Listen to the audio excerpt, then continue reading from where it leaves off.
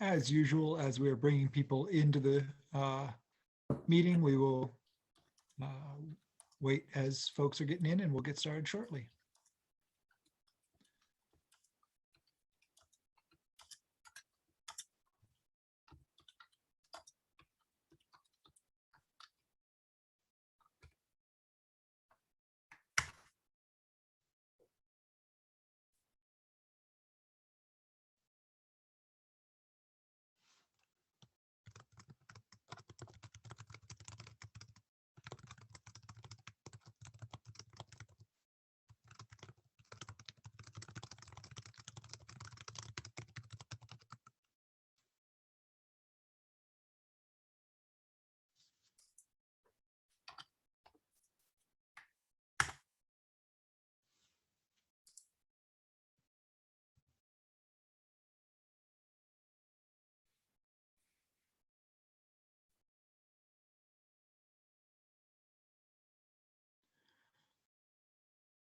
We're almost set. It's good to see some new names on the attendee list.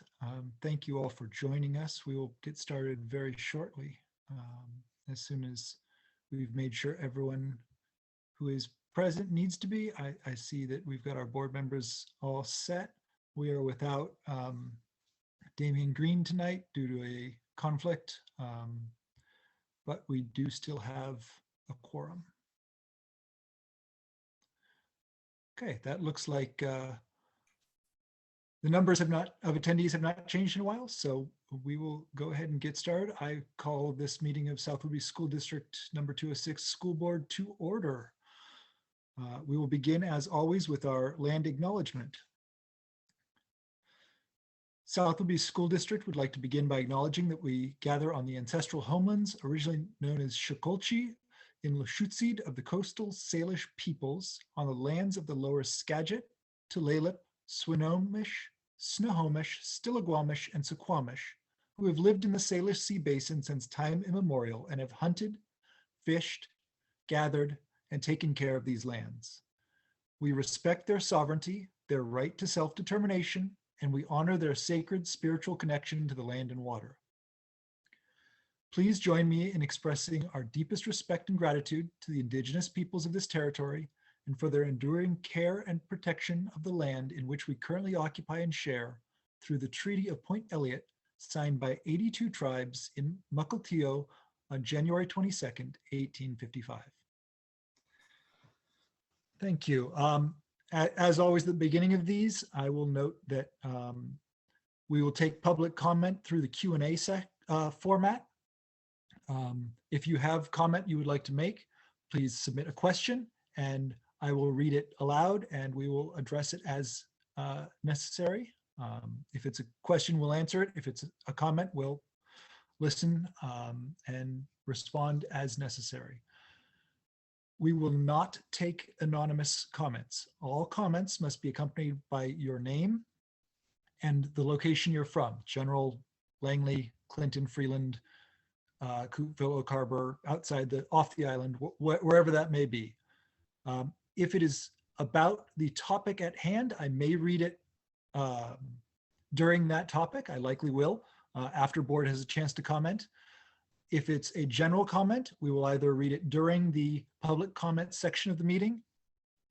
If it's a comment about something not on the agenda, I will read it either during the public comment section or during the report section at the end if it comes in after public comment. We do have an executive session after this meeting. It will last about no more than 2 hours and is in regards to a personnel matter. Okay, we have the agenda and minutes are up on the website if you'd like to take a look at them. I will now open the floor for a motion to approve the agenda and minutes as presented. Move to approve. Do I have a second? I'll second. It has been moved and seconded. Is there any comment necessary? Don't think so on this. All those in favor, please say aye. Aye. Any opposed, please say nay. The agenda and minutes have been approved as presented. Just a little description since we've got some new folks here. The consent agenda is a group of things that comes up nearly every business meeting that is all gathered together so that we can do a single motion to approve or deny it. If there are things that need to be pulled out, they certainly can be, as always. Do I have a motion to approve the consent agenda? I'll move to approve the consent agenda. Do I have a second? I'll second. I have a motion and a second. I would like to open it up to comments now. Dr. Moshe, you indicated earlier that you'd like to comment on this. I would like to comment on it. We have an appointment this evening, a resignation and an appointment. The resignation is Mr. James Swanson. He's leaving us after 4 years for a position on the other side of the mountains back in Leavenworth at Icicle River Middle School as principal, and we wish him the best of luck. We will miss him. At the same time, knowing that James had resigned, we went through a process for hiring, and I'm very pleased to recommend this evening our intern, who you've met here quite a lot, Kayla Phillips. She will be taking Mr. Swanson's place as 7-8 principal, director of curriculum, and she will also work on safety and other duties as assigned. So I just want to welcome Kayla, and really, we will miss James and we welcome Kayla. Just wanted to make sure that you knew that. Yeah, I'd like to thank James on my own behalf. Sorry, Mr. Swanson, I still try to keep to the titles for administrators and teachers. Thank you, Mr. Swanson, for the hard work you've put in, not only transitioning the middle school to their new location, but also in working on the SEL and equity teams, working on curriculum, working on restorative justice. The impact that you have had on the middle school, from what I've been able to see just even in the last year and a half, just in the time I've been on the board, has been significant and positive. So thank you very much for everything you've done for the district. At the same time, even in this short amount of time, I've been able to see Ms. Phillips' professionalism and knowledge and leadership and passion and intelligence and the drive she brings to the job. And I'm very excited by the prospect of her becoming our 7-8 principal, assuming that we approve it. Is there any other comment from the board? I would just like to add my my great appreciation for Mr. Swanson's leadership, and also from the perspective of an 8th grade parent. I just want to share that Mr. Swanson, you made a big difference in my child's life, and it'll be sad to see you step away, but you certainly helped our students and made our school culture better while you were with us. And it would be a very sad thing indeed, except that we have so much to look forward to with Ms. Phillips stepping in. And so I've already seen Kayla Phillips shine and lead and succeed. And I'm just very excited about what's possible with this appointment. So congratulations and gratitude to Ms. Phillips, and best wishes and gratitude to Mr. Swanson.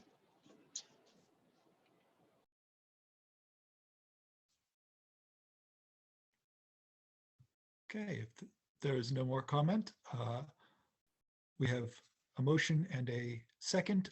All those in favor of approving the consent agenda, please say aye. Aye. Aye. Aye. Any opposed, please say nay. The consent agenda has been passed. Welcome, Ms. Phillips. We will now move on to the presentations that we have. Dr. Moshe, would you like to introduce that? Yes, I'm going to start with, we have a presentation with Susie Richards and, oh my goodness, I'm sorry. Lisa, thank you. I thought of it, but it just blanked out for a second. I'm so sorry, Lisa. And we've worked together. So Lisa and Susie are going to present on a possible alternative learning program that they have helped us work through the process on. So I look forward to the presentation and to the board's discussion. So thank you, Susie and Lisa. Thank you, Dr. Moshe, and thank you all. We're very excited to be here tonight and be sharing this exciting program with you. I want to start with some introductions. I'm Susie Richards. I'm the K4 principal, and I'm joined tonight by Lisa Coyce, who is a local educator, attorney. She's the founder of the Calyx Community Arts Program, and she and I have had the opportunity to work together closely on this proposal and this program, and hope you're as excited about it as we are tonight. So Christy's going to be moving through the presentation for us, and we'll let you know, Christy, when we're ready to move. If you don't mind moving on to that next slide. We're calling our program the Farm, Forest, and Sea Alternative Learning Program. And we want to start with a really important quote, and I'm going to turn it over to Lisa to ask her to share this with us as we move forward.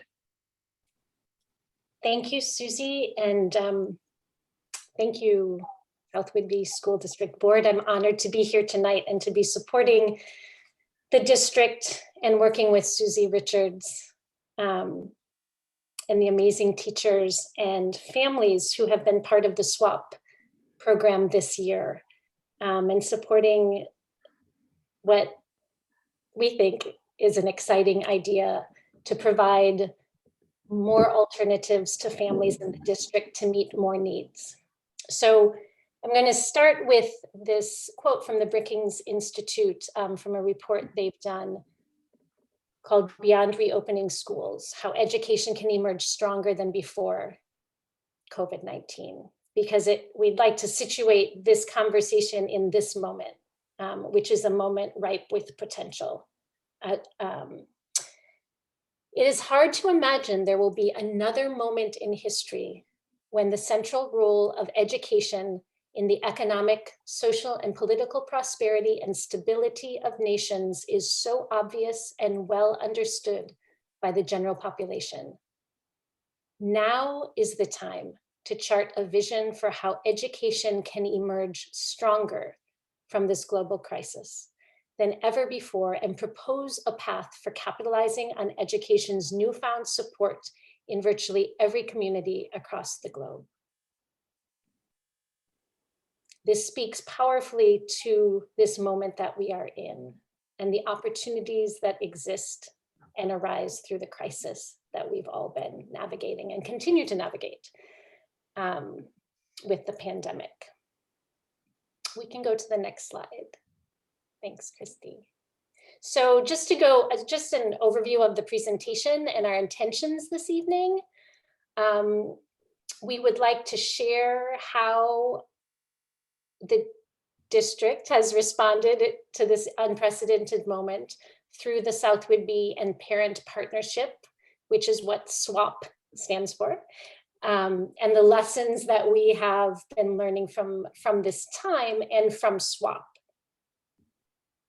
2, to share plans to pilot a K-8 alternative learning experience, or ALE, that will offer additional educational options for students enrolled in the district, with a real emphasis on connected community-based learning and opportunities for outdoor learning, hence the name Farm, Forest, and Sea ALE. And again, for piloting it in the 2021-22 school year. Then to just review briefly the legal requirements for ALE, which includes your board resolution or policy number 2255 that authorizes the creation of ALE within the district that provides the legal framework for an ALE. And then we'll also talk a little bit about projected revenue costs and staffing, and then leave time to answer your questions and welcome your questions. So I'm going to turn it back over to Susie. Thank you, Lisa. And we can go to the next slide, Christy. I wanted to start out with sharing a bit about how the SWAP program emerged this year. As we started talking to families literally last summer, even before, there were a number of families in the district who did not want their children to be in a remote program that depended upon computer-based learning. That was kind of the impetus for the program. And we started having conversations with many families, and we began to develop this vision for the SWAP pilot.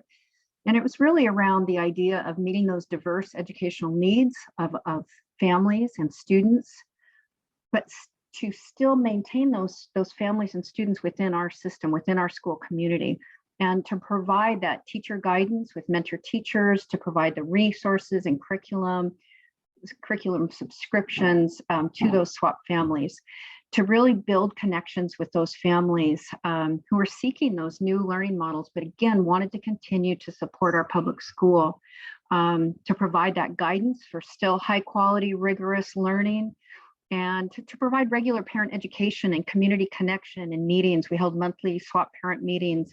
We kept that connection. Our mentor teachers became very connected to their families, and focus on that community child development and learning experts accessing those folks in our community.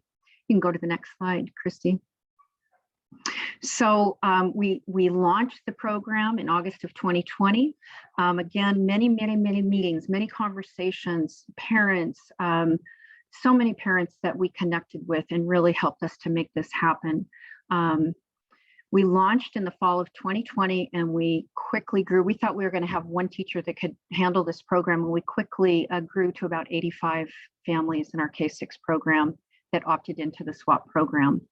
Each of those families had a mentor teacher, a certificate mentor teacher on our staff who supervised and provided that support to meet all state and district learning requirements. You can go to the next slide. Basically, it was a program that really strived to be responsive to student and family needs. Some families chose to follow the curriculum and work really closely with the mentor teacher in terms of what they were offering in their regular remote program. Other families had amazing learning opportunities that they wanted their child to experience, that they helped really develop and drive in partnership with our mentor teachers. In addition to that learning plan and those meetings with the mentor teacher and that regular communication, we also offered a number of online and in-person classes. So you may have heard of some fun things called Wild Math that we offered outside. We had families who participated in our farm, thanks to the great farm team. We had book clubs in collaboration with the Snow Isle Library, and music classes offered. So we really had this program to launch us and to see this need that truly exists within our community. All right, next slide, please. I really want to take a moment here to recognize and honor the teachers who helped make this program happen. In the midst of everything that they were asked to do with converting to, a remote learning, to all the changes that happened for them, when we brought SWAP forward, these teachers said, yes, I'm willing to take on this extra role as well as my regular teaching responsibilities. And I cannot express more gratitude to all of them. Kristen Coda was a brand new teacher with us in the district, kindergarten teacher. She also took on a lead role in the beginning of the program when we thought it would be maybe 10 families. We quickly grew that mentor teacher team to include Charlotte Matthews, who has a rich history with family partnerships and really provided wonderful leadership. Betsy Hofius, second grade, Lori O'Brien in third grade, Karen Plouffe, who's now helping with third and fourth grade because the numbers grew in our third grade program. Sarah Gillette and Jean Cravey, who handled both our SWA and our SWAP. Got a little confusing, the SWA and the SWAP, but they did it. And Jay Freundlich, our farm teacher. So just please join me in acknowledging and thanking these incredible educators who really went above and beyond in so many ways. All right, next slide, please, Christy. Just wanted to share a few pictures with you and a few stories. Here's Lori O'Brien and her third grade SWAP students. So as we've come back to in-person, our teachers have planned times where they can meet with their SWAP families, those who want it, to come to school or engage in programs. So this is our third grade students making some really cool for Earth Day wreaths and planting lupine seeds. Math and physical science was integrated into this program. Next slide, please. This is our second grade program. This is a quote from Betsy Hofius. SWAP allows students to excel, parents to grow more aware of how their child best learns, and mentor teachers to form meaningful connections with our families. I love this story Betsy told. She got a video from one of her families who were on the beach, and they found a squid, and they dissected it right there and caught it on video. And Betsy commented that this work resembled a high school lab, maybe even a college biology lab. We can see sea otter work here. We can see one of our students with raising his lamb as part of his program. So many creative, incredible opportunities were provided thanks to the work of our mentor teachers and our families and our students. It was a true partnership. Next slide, please. Here's our kindergarten, a little snapshot of our kindergarten program. This is from a parent who said, SWAP offers resources, guidance, and the flexibility for our learners to explore their individual interests and utilize our local community environment as an extension of the home-based classroom. So loved this pictures. Next slide, please. This is our SWA program. They partnered up with doing a focus on alternative energy, which also is a part of our NOAA BWEC grant, which we'll be presenting on at some point down the road. But they really focused on looking at alternative energy with their students. And these are a couple illustrations that students, as they dove into that work, looking at how solar panels on homes work and water wheels generating power through water. So just so many creative, amazing, rigorous academic content was covered. Next slide, please. Susie, Yes, I'm just going to jump in 1 second. Can you go back to that slide for 1 second? of course. So it can be confusing for folks. Can you just reiterate what the difference is between one who is in SWA and one who is in SWAP? Yes, And we may want to absolutely. consider some kind of an alternate name. But anyway, if you could just we back are up working. for 1 second. We are working on that. Thank you, Dr. Moshe. SWA is our multi-age program that's led by Sarah Gillette and Jean Cravey. Sarah has had our K2 and Jean are 3 through 6, and they are based on the South Campus. So within the SWA, South Woodby Academy program, also parents opted to be a part of the SWA program and a part of the SWAP program, that parent partnership. Not in essence, SWA is a 5-day-a-week in school for the most part program, whereas SWAP is about parents partnering with the district and yes, and really directly participating in education. yes, thank you. It's a little, but we're coming up with new names. Next slide, please. Okay. So I'm going to turn it back over to Lisa at this point. How are we doing on time, Lisa? We've got about 5 minutes. Yeah, that's what I thought. Okay, so I will speak to the shifting needs of families. And part of the process that we've been engaged in has been a series of focus groups discussions with existing SWAP families and other groups in our community to explore the needs of students and families. And so what we've been hearing from families is that families are seeking meaningful alternatives within the public school framework. Some of them are surprised to find that they're seeking alternatives, that they were going along with the traditional classroom, but they've experienced a new way of working with their children and being partners with teachers and helping to facilitate that. And they're finding that they want to do more of that. So what we're finding is that when these alternatives are not offered by our district, families are looking elsewhere.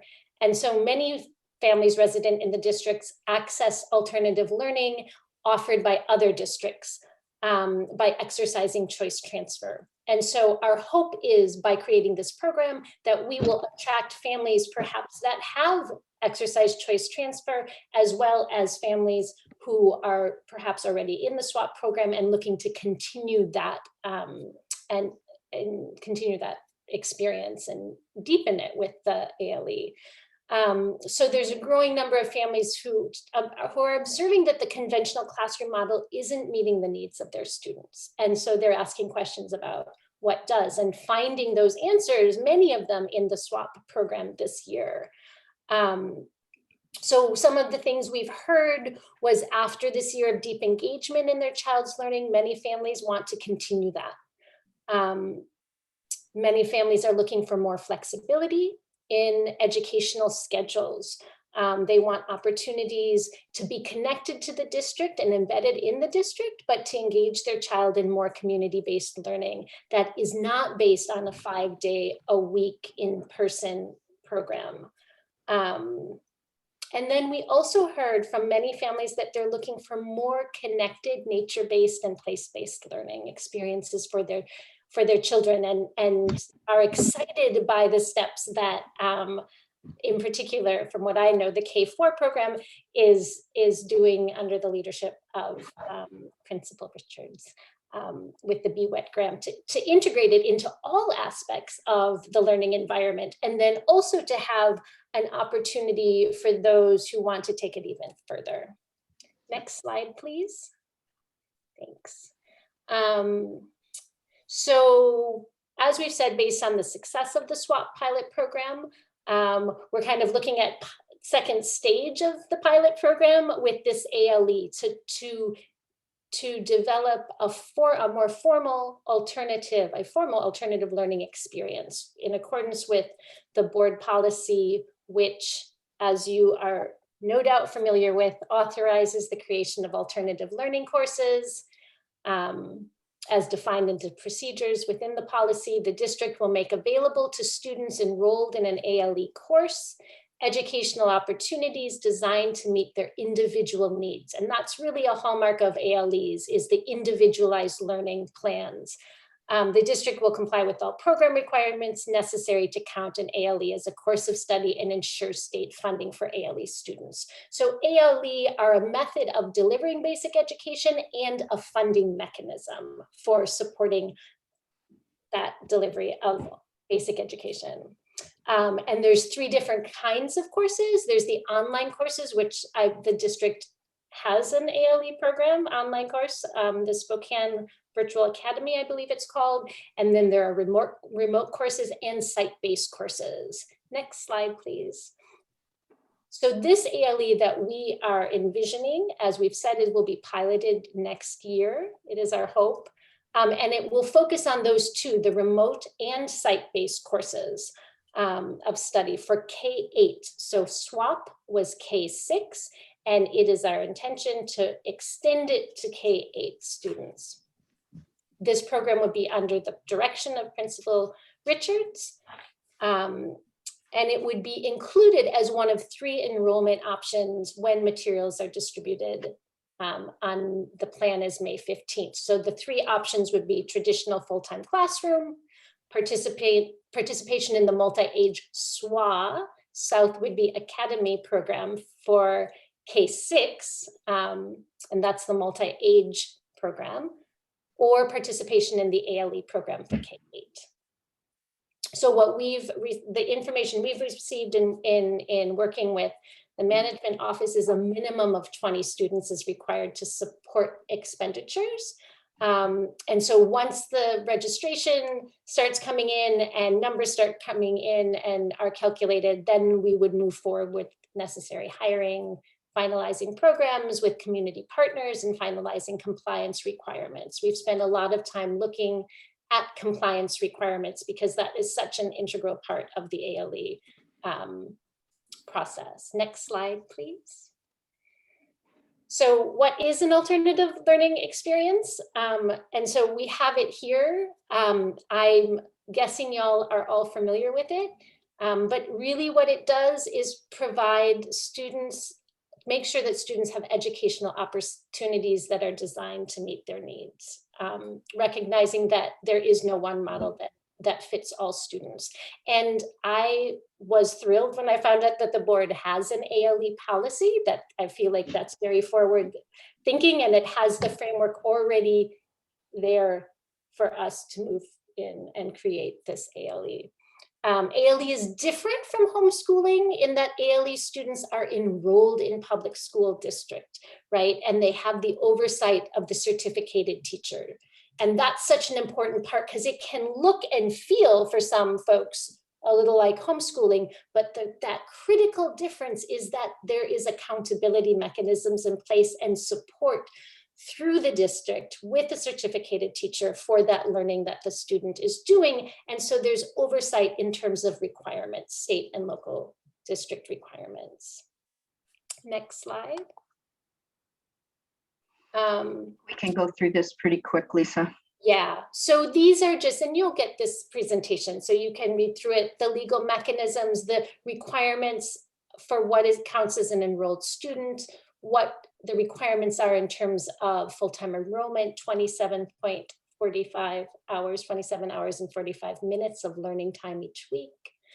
That the written student learning plan is the basis for the learning that the student does and what is overseen by the supervising mentor teacher. There's a requirement for weekly contact, two-way contact between the teacher and the student. And that there's a requirement for monthly progress reviews where the supervising teacher is looking at student progress relating to the learning plan and relating to standards. And then there's some different, with a full-time kindergarten, which is optional within an ALE, there are some additional requirements for complying with WOG Kids. Next slide, please. Susie, I'm going to turn it over to you. Great, thank you, Lisa. So in a nutshell, we just wanted to do a little bit of the math for you to say that the program would be self-sustaining. Looking at what the FTE, based on an estimate of, we put 30, this is the funding that would come to the district. We've had some preliminary conversations with the Woodby Foundation, Community Foundation, hoping they would provide. We just aren't estimating at a $5,000 grant. We have another community philanthropist who's indicated a willingness to provide $10,000 in support for a pilot year. So we're looking at an approximate funding with 30 enrolled students of $273,000. If you go to the next slide, please. Program costs, we're looking at with a 0.5 teacher, approximately with benefits, approximately $65,000. We would be contracting with community partners to help provide some of these enrichment and courses that would be offered to students.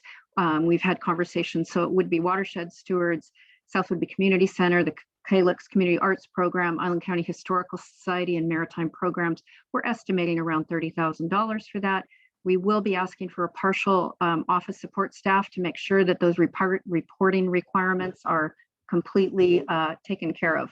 So again, we're looking at an estimated total of approximately $120,000. So you can see just with these rough figures that this would, the hope would be to bring in income to the district versus costing the district additional funds. Next slide, please. We want to assure you that we have been in conversation with Dr. Fankhauser and looking at the requirements around the ALE for our special education students with IEP and 504s, and that will be integrated into the plan. Next slide, please. So with the hope of the support of our school board, we would engage in these next steps. We would provide a registration document to families that will go out in the next 2 weeks to get that information back, to finalize hiring programs with our community partners and our record and reporting specifics. Next slide, please.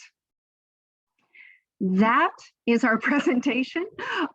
We are so grateful to our families who have entrusted us with the education of their children, our teachers, our amazing teachers, staff, administrators who have supported this pilot and the emerging ALE. We'd like to thank the school board for your commitment to our students and our community, for your forward thinking and creating an environment that meets the needs of our families. So with that, we would love to open it up to any comments or questions. If I could just jump in for 1 second, Susie, if you could just, we know this program will be K-8, and we also know 30 may or may not be reasonable. It may be many more. And is the break even, again, just to clarify for folks, because it could be that it's 20 students that move out of what is our typical gen ed and into this program. And then there is no increase in funding. It actually could potentially be a decrease. And I don't say that to I love this. You know, I love this. We've been working on this for however long, and this year was a perfect time to start this process. I just, I want to be clear that it's K-8, and I want to be clear that we think it's 30 new enrollees that makes that number possible, not just 30 students in the program. And I think Dan actually indicated 20 brand new 20 who had brand- not been right. previously enrolled. We're hoping Right. for at least 30, but 20 Right. newly enrolled, yes. Yeah. Christy, you can take down the PowerPoint and just, if you wouldn't mind, and we can answer any questions or feedback from the board. Susie, I had a question regarding students on IEPs. I've seen a couple different alternative learning program models, and I'm wondering which vision we're leaning towards. I've seen alternative learning programs for students who have IEP minutes are then served in their homeschool building for those minutes. So for example, if I qualify in math and reading and I get 30 minutes of math and reading every day, I would do the alternative learning program as planned by that program, but then I would go for like 60 minutes to the elementary school and get my reading minutes there. I've also seen alternative learning programs where the special ed teacher works more on consult with the alternative learning program teachers who are then supporting families. And I've seen both of these sides work equally well. Is there a way that you are leaning, or are there maybe special education needs or levels of students that you feel like might not be a good fit for the alternative learning program? We're actually exploring all of those options. Dr. Fankhauser and I are meeting with a principal at Stillaguamish Alternative Learning Program and some other programs to explore which of those models. I mean, I think our hope is that students would come in to have some direct instruction for their IEP minutes, but we're continuing to explore what makes the most sense for our programs. Thank you. Thank you. And we've got a And I couple of, think it would be individually determined, right? Some students may benefit from the direct instruction by a special ed certified teacher, and others may benefit from receiving it within the alternative program. So it really, it's an opportunity for all students, and depending on their needs, that's the beauty of an alternative learning individual plan, is what does that student need and how do we meet that need? Yes. we do have Thank a you. couple of community comments on this particular sub portion of the presentation that I'll read now. And I do want to remind those in the audience attending that in order for me to read your comment, I need to have your full name and your general location, just as we would in a in-person setting. So if you've submitted a comment or a question without those, please submit your name and location so I can connect them and read them as such. We have a question from Gwendy Hastings in Freeland. Would this program work with students receiving special ed services 5 days a week? And the clarification on that, will it work for students receiving services in person 5 days a week? And as we said, the answer is yes, but those students with those kinds of needs that are identified on an IEP, just like any other alternative student, we would want to meet with that family, determine what's best for their child, and then move forward. Yes. Thank you. Are there any other comments or questions from board members?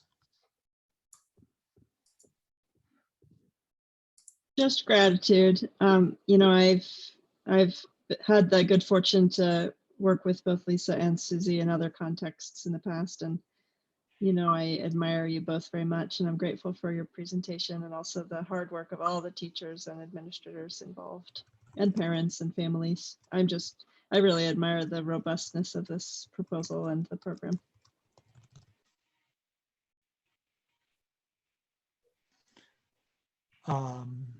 Yeah, I think that this is a fantastic proposal. It's clear that you've both put in a lot of work with this, as well as all of the teachers who made and families who made this work during this past year.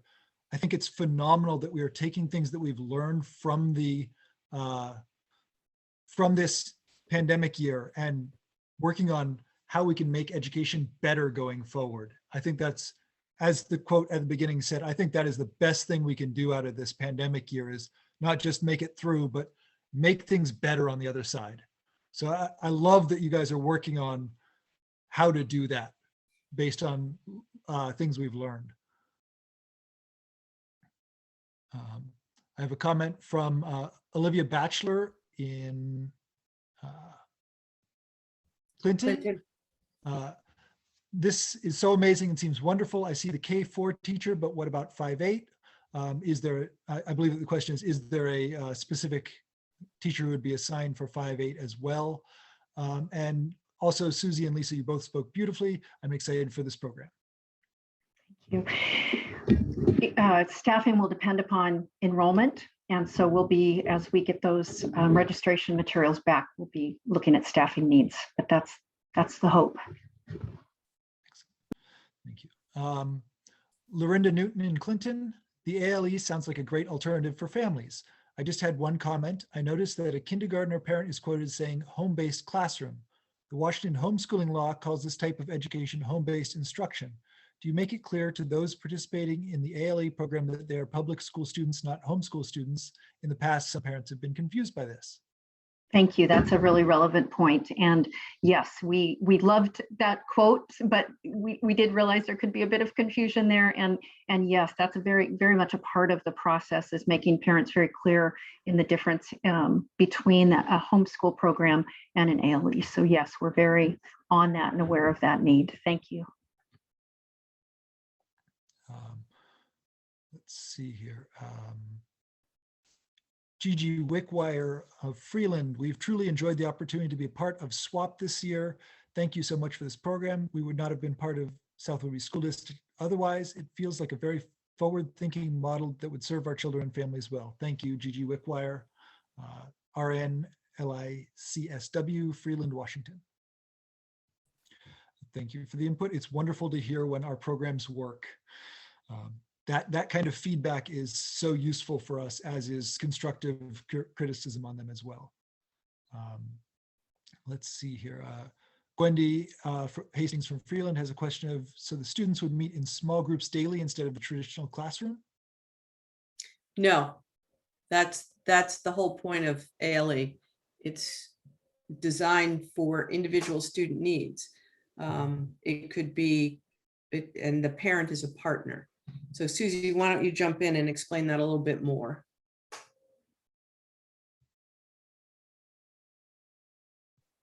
You're muted. Yes, thank you. The way the program works is that a family could opt to do all 27.5 hours a week through their own program that they develop in partnership with their mentor teacher, making sure that the grade level standards for that child are met. However, we hope to offer a series of courses where students could come to school, possibly the Maxwell and Outdoor Classroom as an example, maybe a site where we offered some classes, maybe at the community center. So it's a mix of, and students would have the option to opt into a class. Let's say, go ahead, Joe. Well, I was just going to say the key here is that you're working with parents as partners. Yes. So a student wouldn't necessarily come to school, get dropped off at 9 in the morning and be in a class all day. That's the whole point, right? So they may or may not meet 5 days a week. It's the critical piece here is that it's an alternative learning program that includes parent as a learning partner. Yes. Thank you. Jackie King. Hello, my name is Jackie King, a mother of 3. We've been involved in SWAP this year. I am very excited about the progressive forward growth of this program. Thank you. It seems very exciting to me as well. Jake and Aja Stewart in Clinton. We fully support this pilot program and would have 2 children who we would enroll, 1 new to the district. We've spoken to many families who have interest and are thrilled at the option. Many come from other programs on the island. We are proud of our district for providing options for families like us, path breaking. Thank you for the comment.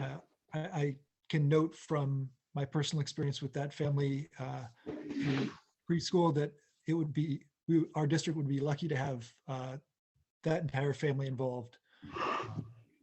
Very with much.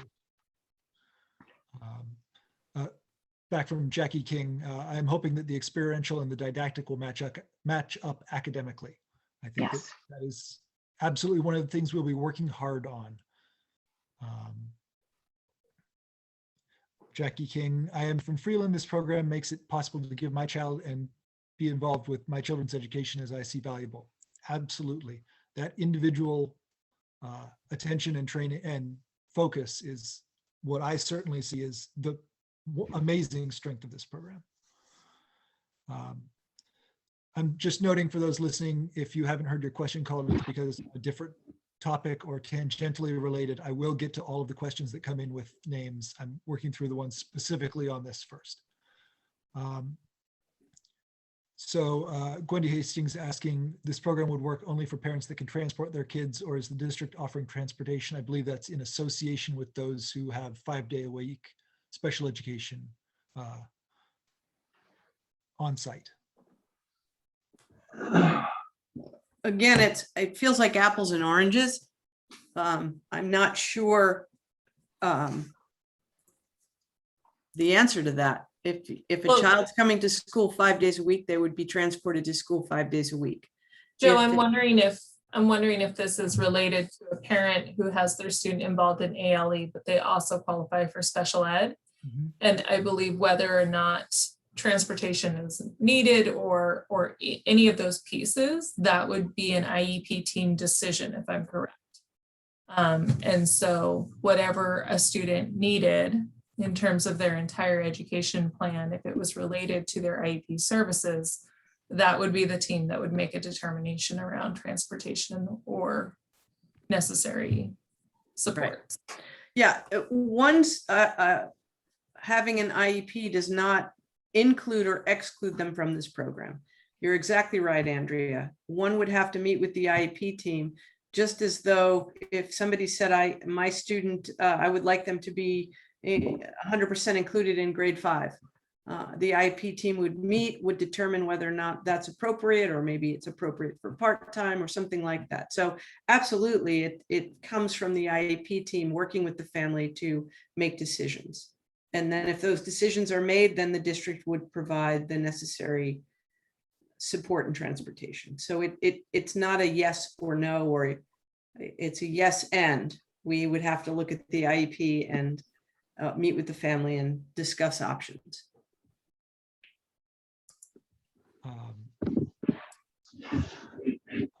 Let's see here. Sunny Sides is asking, does this outside learning program provide students with an opportunity to interact without masks, to breathe fresh air, feel the sun on their faces, to embrace the beautiful subtleties of nonverbal communication, full face and mouth exposed, and the inherent humanity therein? A full day in masks is abusive, especially in relation to mask effectiveness.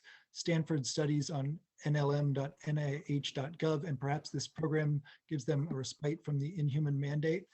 I do need to note on this that the study referenced is not related to Stanford and is not a study. It is a hypothesis without any confirmation. I actually looked at the study myself because I was curious earlier. This is not any study related to Stanford. It is a hypothesis questioning whether or not masks are effective, and has been falsely reported as a Stanford study stating that masks are ineffective. The And question Burke, was- in relation to the question, I believe that since the parents are a partner in providing the educational services and they are working in partnership with the alternative learning environment teachers, that parents would be able to develop a program that fits the needs that they see for their children. And if they see a need for their children to be outside unmasked on their property or whatever that looks like, then that is something that this program builds flexibility for parents to decide. Yes, it is my understanding, and Dr. Moshe, please correct me if I'm wrong on this, that the mask mandate will remain in place in school for all students, whether they are, or all students and staff, whether, unless they have special education needs. whether they are in the ALE program or any other program. That's correct. We are under state guidance and our students are required to wear masks. And there is some exception for outside activities in athletics. If we remain in phase 3, which I'll talk about a little bit later, but masks are not negotiable until the Department of Health, the Washington Department of Health, and OSPI indicate that they're no longer necessary. I have one comment on a similar note, but not directly related to the ALE project that I will take during public comment, but I want to keep attention focused on the ALE proposal at this time. Are there any other board member comments or questions? Anne, Jordan? Yeah, I would just like to say that the emergence and growth of this project could not be in better hands. You know, Susie, you and I have worked together before in similar alternative learning situations, and Lisa, you and I know each other well too. And I'm so excited for your expertise and how much you care for kids. And this is a huge, huge gain for our school district. I know alternative learning has just really saved the academic careers and the lives of some kids throughout the years, where public school is just not where they belong. And this is such a nice combination of the two, because of the learning that they can do through their mentor teachers, but also really carve out a program that works for them. And so I just want to thank you for your work, and I'm so excited to see what emerges. So thank you.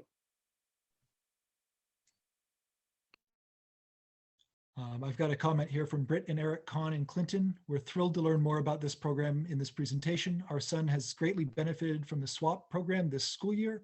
We are very excited about the learning opportunities that can be available to all families at no cost to families, and will be of benefit to many families who have yet to learn about this program. Kudos to South Woodbury School District for exploring this opportunity. SWAP teachers, Principal Richards, and thank you, Lisa, for bringing your wisdom and experience from outdoor Calyx education and making it available to more South Woodbury students. Absolutely. And This is truly community partnership at its best.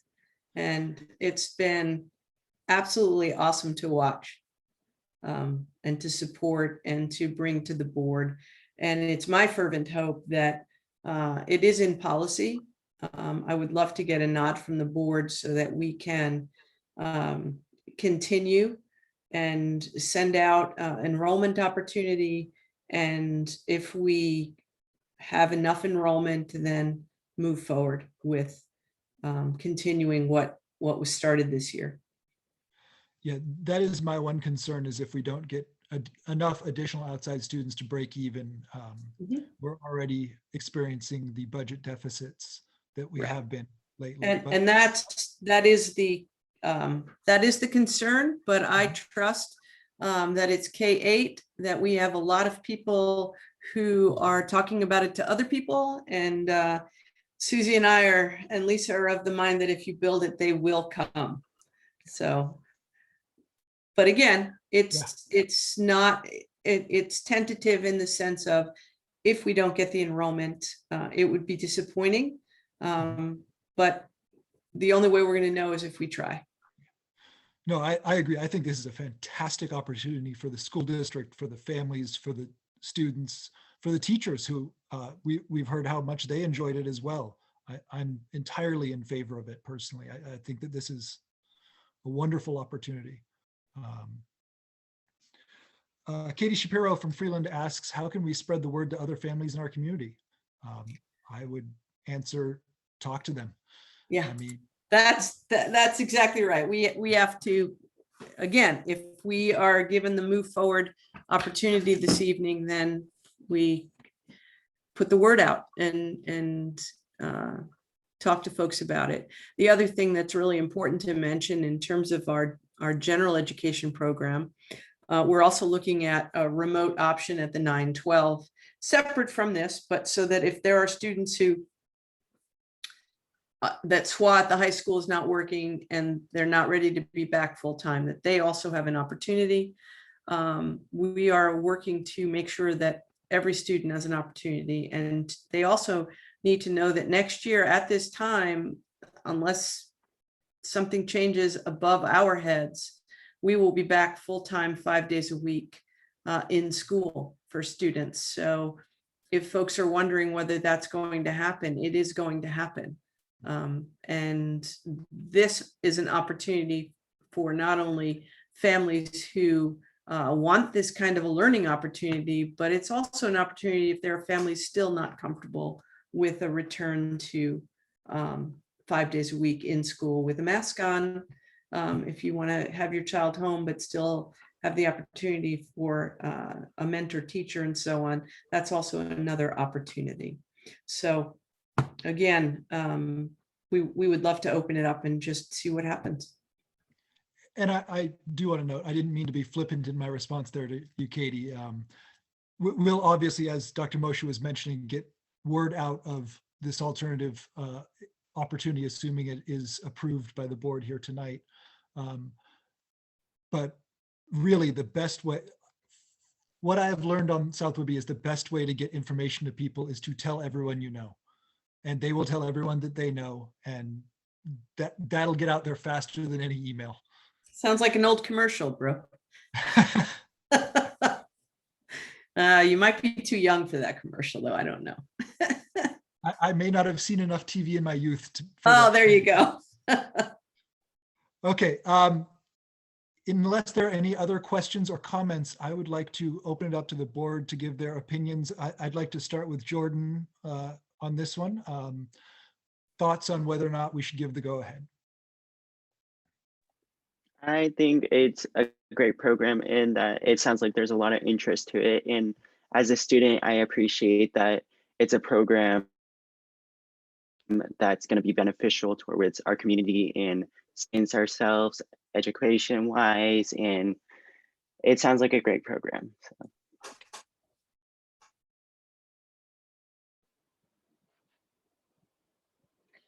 I feel like it really meets a need. It serves families and students who can't be served by the existing menu of options. And I think it will help retain families and students in the district who would have otherwise been looking for solutions elsewhere.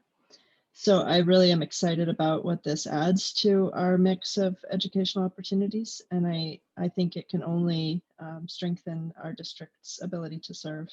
So I'm really pleased by the proposal, and I would love to go forward, and I hope that we get the enrollment to make that possible.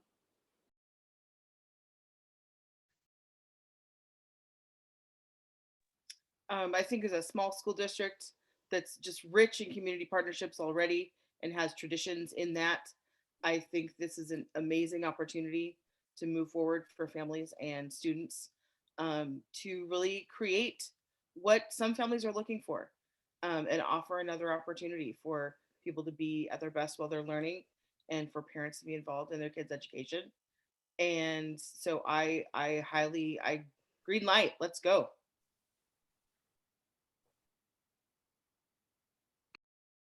Andrea? I think it's echoing the same sentiments as other board members. I think we're meeting a need. And I know a couple families personally who have been participating in SWA and find it is what their family is needing at this time. And so I think especially with families next year being unsure of what they are comfortable with their children participating in, I think it's proactive, and I think it's a good time to launch. I can't say it any better than the four of you already did. I am also in favor. And I would like to thank Lisa in particular for sort of working against your own interests at Calyx, getting some more students back in this school district. I know that you guys run a wonderful program up there. It's something that very much interested me for my daughter as well, although we did end up going a different direction. You've got a fantastic program in here. Thank you very much for the work you've put in with Ms. Richards on this. I have one comment here from Jackie King in Freeland. Would it be an idea to talk to the newspaper highlighting great new changes at our South Whidbey school? I think that I think that that would be something that would be in Dr. Moshe's court if she thinks that that would be a good idea, but I think it Yep. probably can't hurt. We already had the opportunity to be highlighted in this program, and Susie especially has a relationship with getting the newspaper at the garden and all kinds of things. So I'm sure we will work that into part of our communication strategy, along with Christy, getting it out on social media and so on. Okay. May I add a brief postscript to the comment that I just heard from you, Brooke, which I picked up as slightly tongue-in-cheek around Lisa working against her own interests. But just if I may offer my perspective on that, it seems like our community has a tradition of collaboration, and the more we collaborate, the richer our community becomes. And so I don't sense this as competition between alternative educational opportunities, but as a chance to make our whole community stronger, and maybe even attract families who wouldn't have looked at South Whidbey as a viable residential home if it weren't for the richness of these offerings. So Yeah. I think Lisa is working in Calix's best interest by participating in this collaboration, I should hope. Yeah, and I know Brooke was teasing. I don't want to speak for him, but the relationship that we have with Lisa has been in both of our best interests. We talked about the fact, and again, I won't speak for Lisa, the fact that the district prior to me wasn't ready for this kind of a partnership and this kind of collaboration. But we are looking forward to it. And it is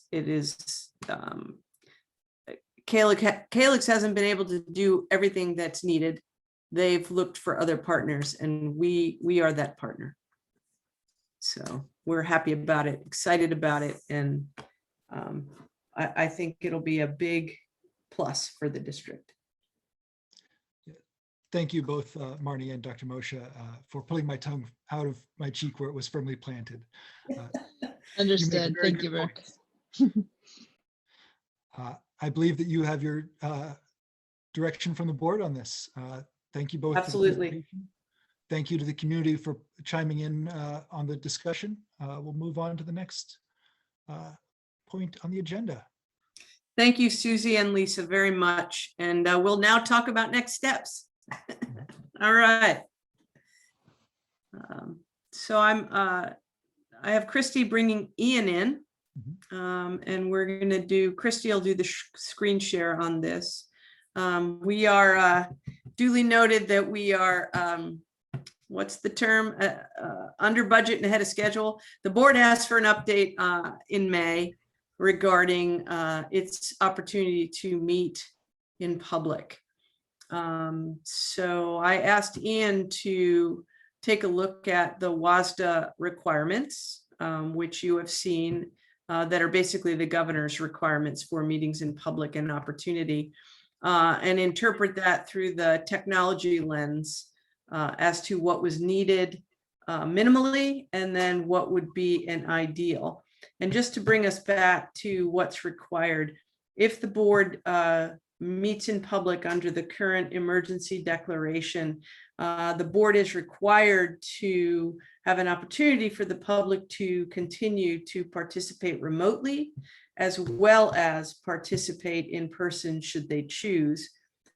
But following all of the necessary protocols regarding social distancing, masking. So it means that we'd likely have to have an overflow room or two to accommodate members of the public. That also requires that members of the public can have two-way interaction in those remote rooms.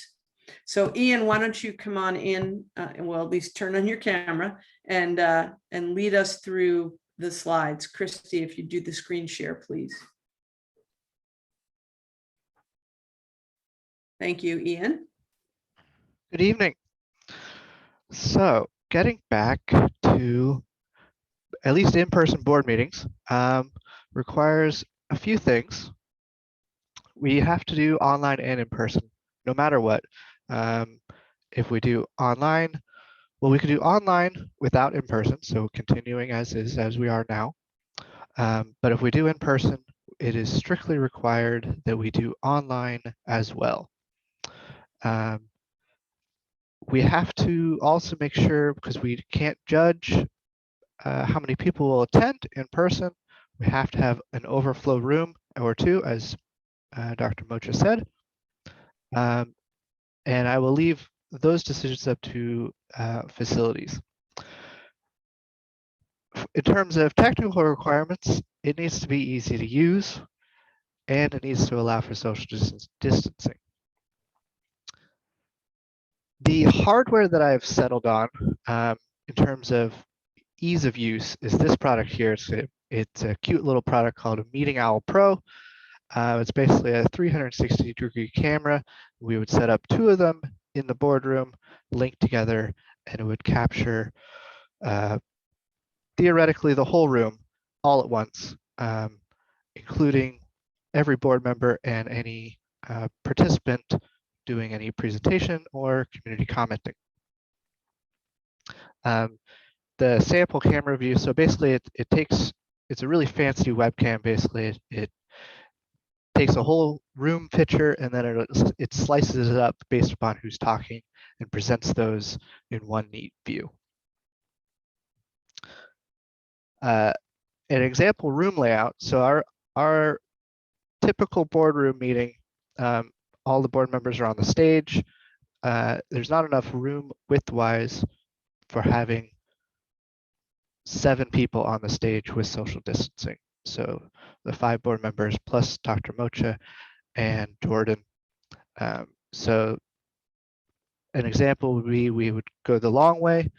The 2 owls would be in the middle, staff behind them. Another WASDA requirement is separate entrances and exits. Specifically for the main meeting room. I don't know about the overflow rooms. I don't know of any rooms in the North Campus that has 2 doors besides the multi-purpose room, the gymnasium. And so these would connect to the meeting host, the owls, and Christy would run it just like any other board meeting. It's fairly inexpensive in terms of hardware costs. We would need at least 3 of these setups, 2 for the main room to capture the whole room, and then 1 for the overflow, 1 each for each overflow room, depending on how many overflow rooms we determine we need. There are many other systems that we could do. Earlier when we talked about this, we talked about a permanently installed system. We had discussed upgrading the audio system in the boardroom. The quote back from that was not palatable. So this is a compromise system. There are other slightly more expensive compromises, but not as high as the original quote that we saw last September when we first talked about this, I think. Are there any questions? It's entirely up to you whether or not we move forward and whether or not we are at a point that we feel comfortable. Ian and Joe, I know that if we have technical difficulties online with our meetings, we have to call the meeting, reschedule it, and ensure that everybody can access. Correct, right? If we find that the OWL pros are struggling during the meeting, would we have to call the meeting and reconvene, same as if the Zoom link isn't working or anything like that? Yes, the requirement of the Public Meetings Act is that if you are doing an in-person meeting, you do have to keep the online portion. So if one is struggling, you have to pause the other.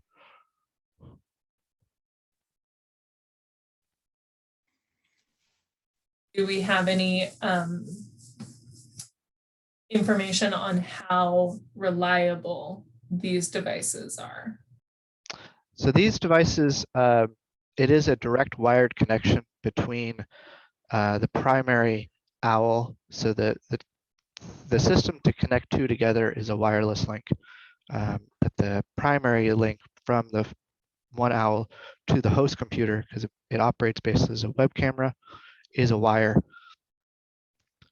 So that's not going to have any difficulties unless someone runs over it and it actually severs. The laptop host, so Christie's laptop, if that had difficulties, there is other hardware that we actually already own that we could put in the boardroom to run the meeting dedicated separate from Christie's laptop. And there's also wired networking in the room as well to not rely on Wi-Fi. And then Ian, forgive me if I'm not recalling this correctly, but if I recall, the first time that we looked at streaming our board meetings, and this was even pre-pandemic.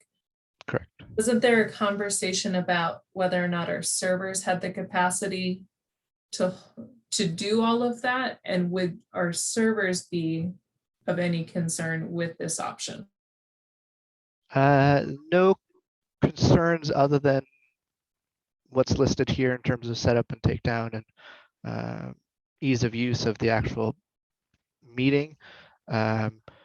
Last September, last year, the K20 network actually upgraded our internet, doubled our speed.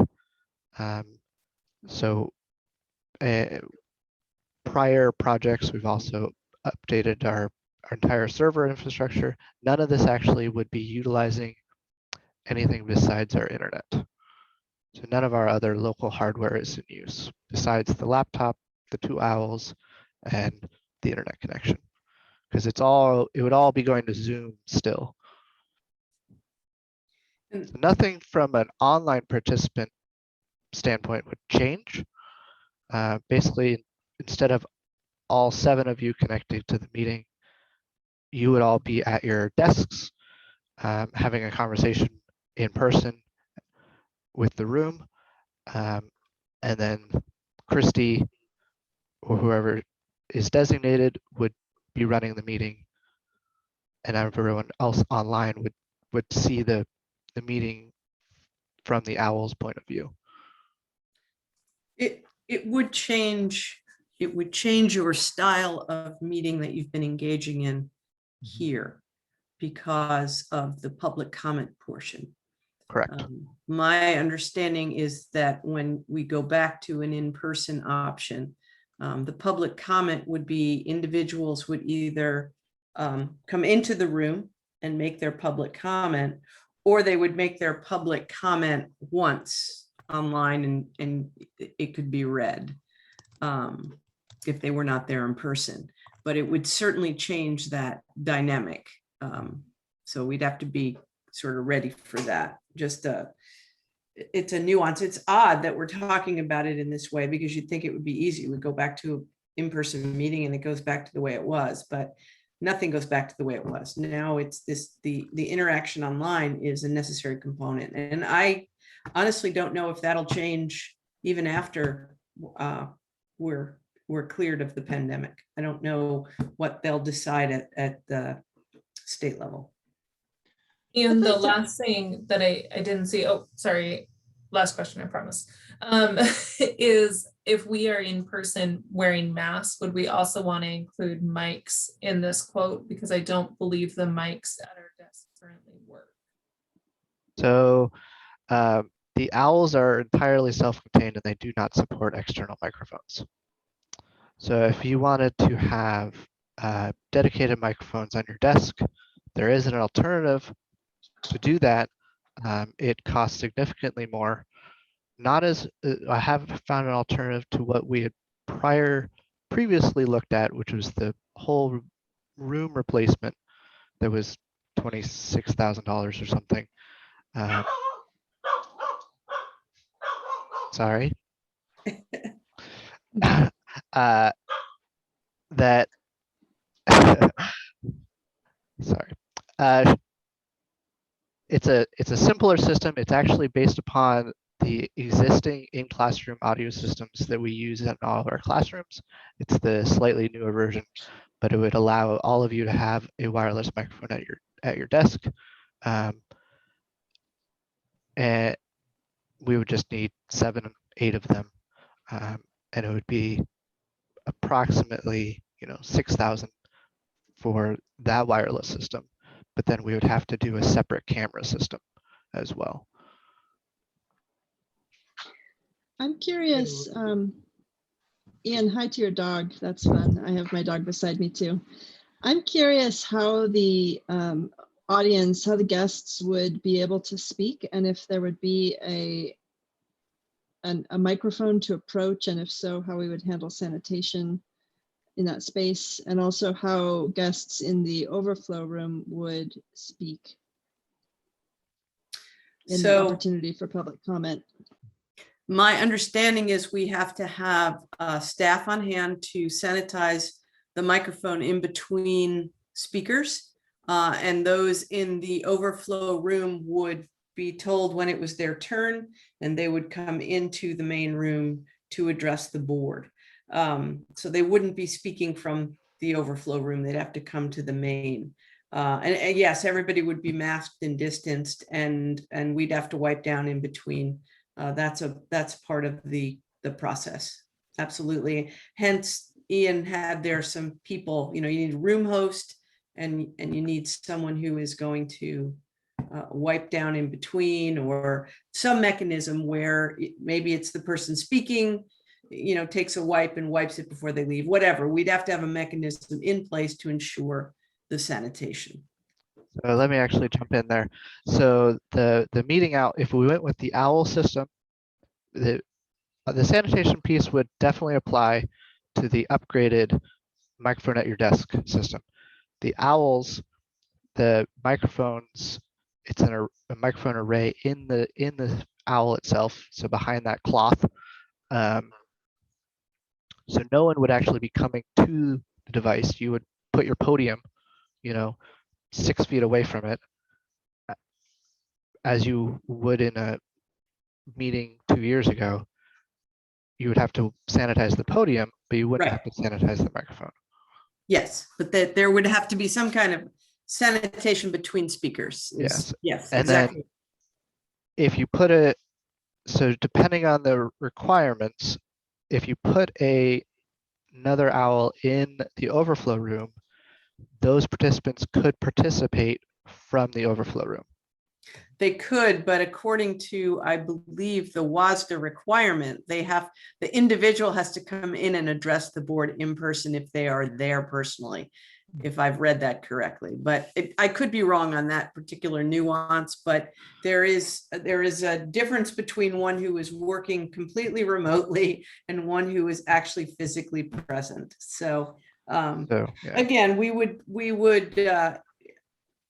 figure it all out and reassure the board that we've got it right. But the question is, once again, do you feel the need to move to in-person meetings at this time? Do you want to let it wait? Do you want to figure it out over the summer? There is no rush. It was just timely that we came back to you with, here's the option we've come up with. What are other similarly sized meeting groups doing? I know, for example, my board still meets remotely. I know several other organizations still meet remotely. I would love to look at something like this for long term, because I think we've all agreed before, just verbally, that it's nice to have an option for people to be at home and watching in the board meeting and be able to participate. And I'd love to keep these robust numbers of people coming to the board meetings. And so I think I would love to focus on, you know, maybe this is the right system, but maybe there'll be improvements in systems in the next year.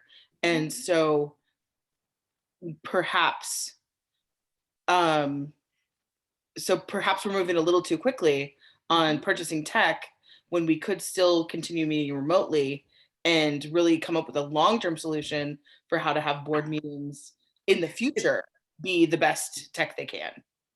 It might be a summer retreat item, because I think there's more to it than just the technology piece. I think it's the nuance of, if people are participating remotely, how do they participate remotely? How are you going to handle the Q&A in the future, for example? If you've got people in person who you're restricting to 1 3-minute comment, but you're allowing the folks at home to continue to make comments that you read aloud. So that's more of a dialogue. So I think it is a bigger conversation if you're really talking about how do we really create dialogue with our community.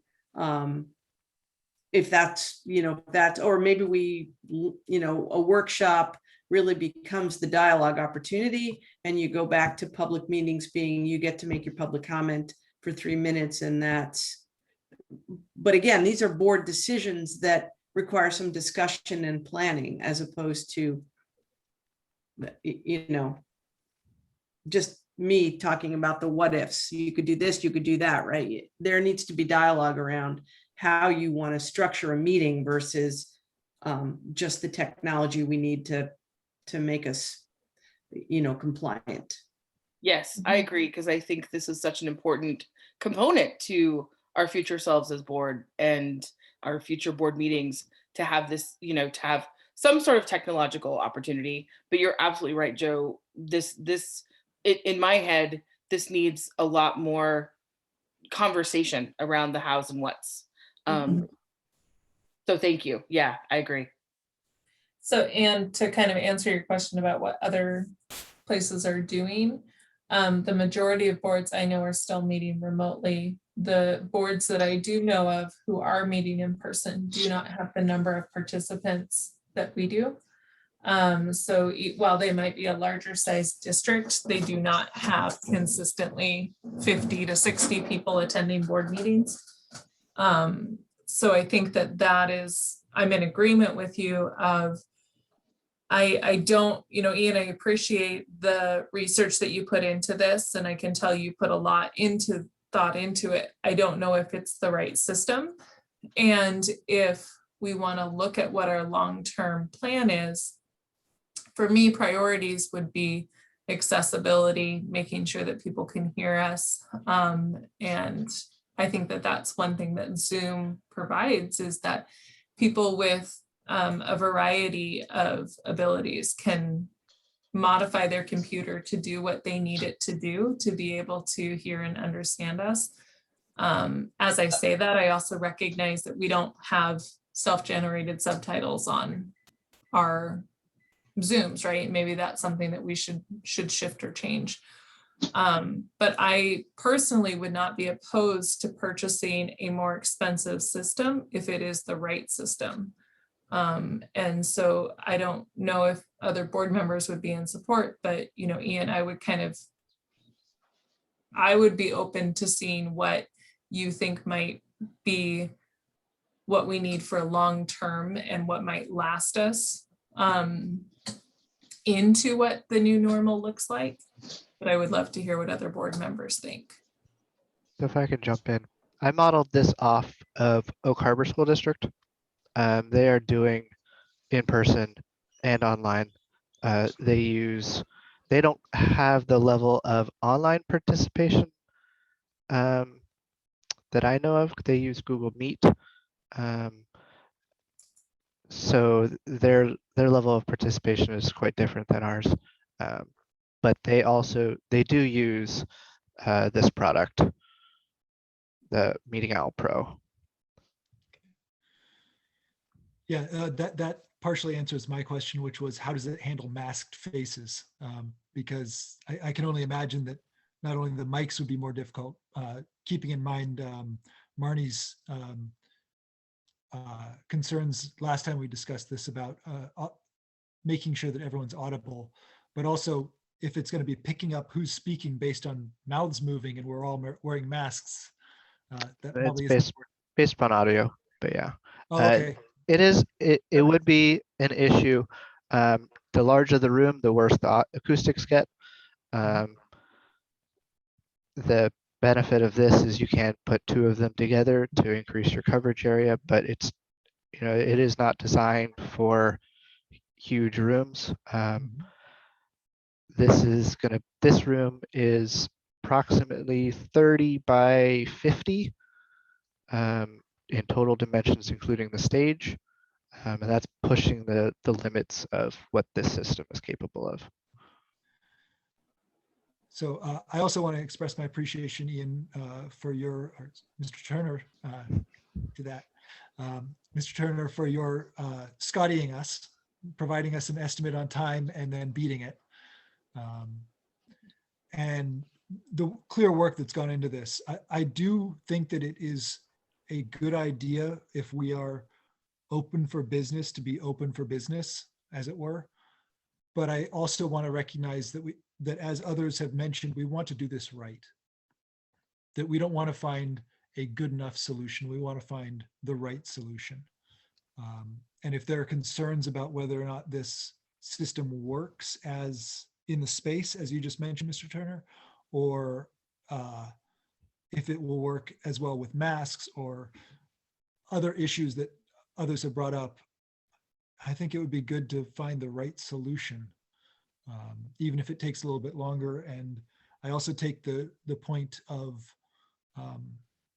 wanting to make sure that we have the flow right, because as Dr. Moshe can tell you, I've been pushing for my love of this back and forth ability, even when it makes me and others a little uncomfortable sometimes, that it's so valuable for creating communication within our community that I wouldn't want to lose that when we go in person. And hence the point of the board deciding the style it wants to engage its public, right? So. Exactly. We do have a couple of, oh, go ahead. I'm sorry. I just wanted to share that I also would love to discuss this in greater detail, to talk about how we create equitable access to opportunities to share from community members who are present in the room, from community members who are present in the overflow room, and from communities who are present online. I just feel like it would be a shame to lose the ease of receiving and sharing community comment.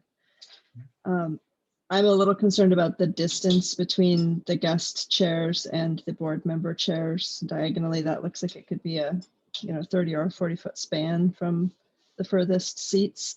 And I imagine that with a mask on, it could be extremely hard to understand at such a distance. And Ian, I want to thank you for the thoughtful research. I think that the Meeting Owl Pro looks like a fantastic product to recommend as a solution, but I share the perspective that was already named around being willing to invest more if there's an even better product out there, so that long-term, years down the road, we can continue to provide the ability for parents to call in from home, watch the meeting while parenting or caring for family or doing all those other things that some of us need to do in the evenings. So I think investing in a very sound long-term solution would be the best move. And then finally, I just want to share that I'd really love to have Damien's voice in the conversation. I remember hearing how excited he was about the prospect of getting back to in-person meetings. And I think that if the board were to treat this as a conversation to dive into more deeply, perhaps as Joe mentioned during the summer workshop, it would just be wonderful to have Damien's voice in the room. Thank you. Absolutely agreed, particularly on the last point about getting Damien's voice in here, given his strong feelings on the subject. I do have a couple of community comment on this that I'd like to bring in here. Lori Johnson in Freeland, I really value virtual opportunity to participate, including being able to ask clarifying questions. I absolutely agree that that is incredibly valuable. Gwendy Hastings Freeland, I think we need to spend this time to look at options. I like the second option of using mics and getting a camera. Sounds better. The owls are actually not that reliable. If we wait till we want to do it in person to do our research and purchasing, we will feel the need to rush to buy and end up spending more money with less research.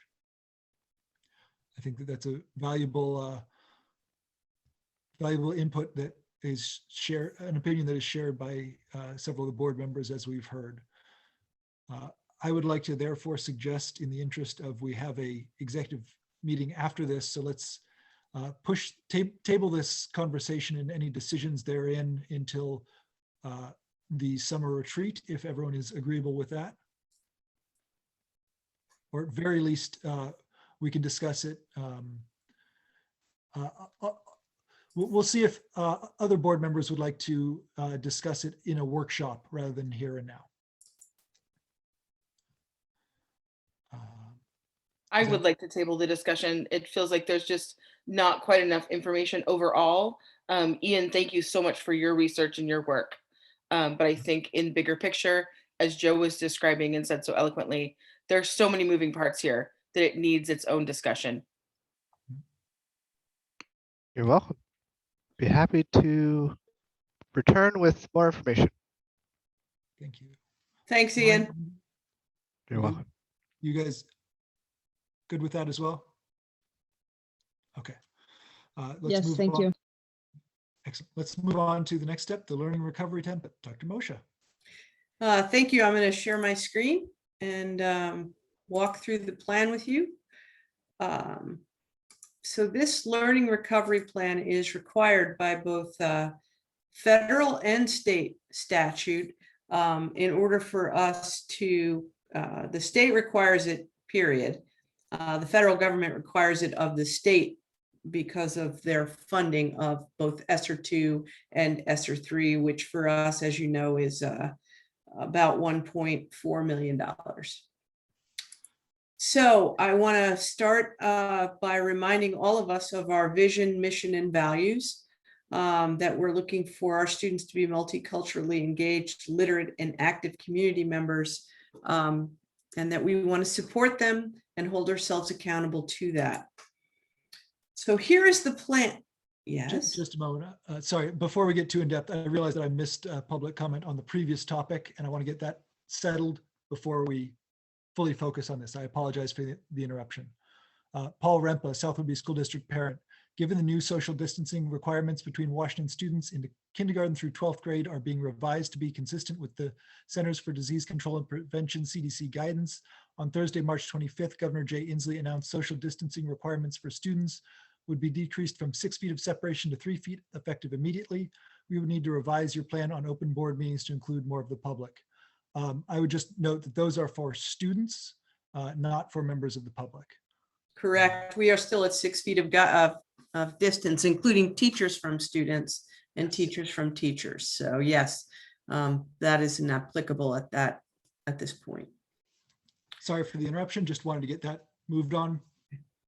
All yours. So this plan that is outlined for us has requirements. These are not negotiables. So it is required of the district that we have an equity analysis tool, that we have the plan, once it's approved by the board, posted on our website, and that there are a variety of things we have to describe: supports for students, the assessments we'll be using, how we plan to engage with students and families, and then specifically students that we believe are specifically underserved or have more needs. How are we going to meet those needs, monitor our progress, and then revise our plan? So it's quite a bit of work that has gone into creating this baseline template. And I want to thank all of the staff that have helped in this.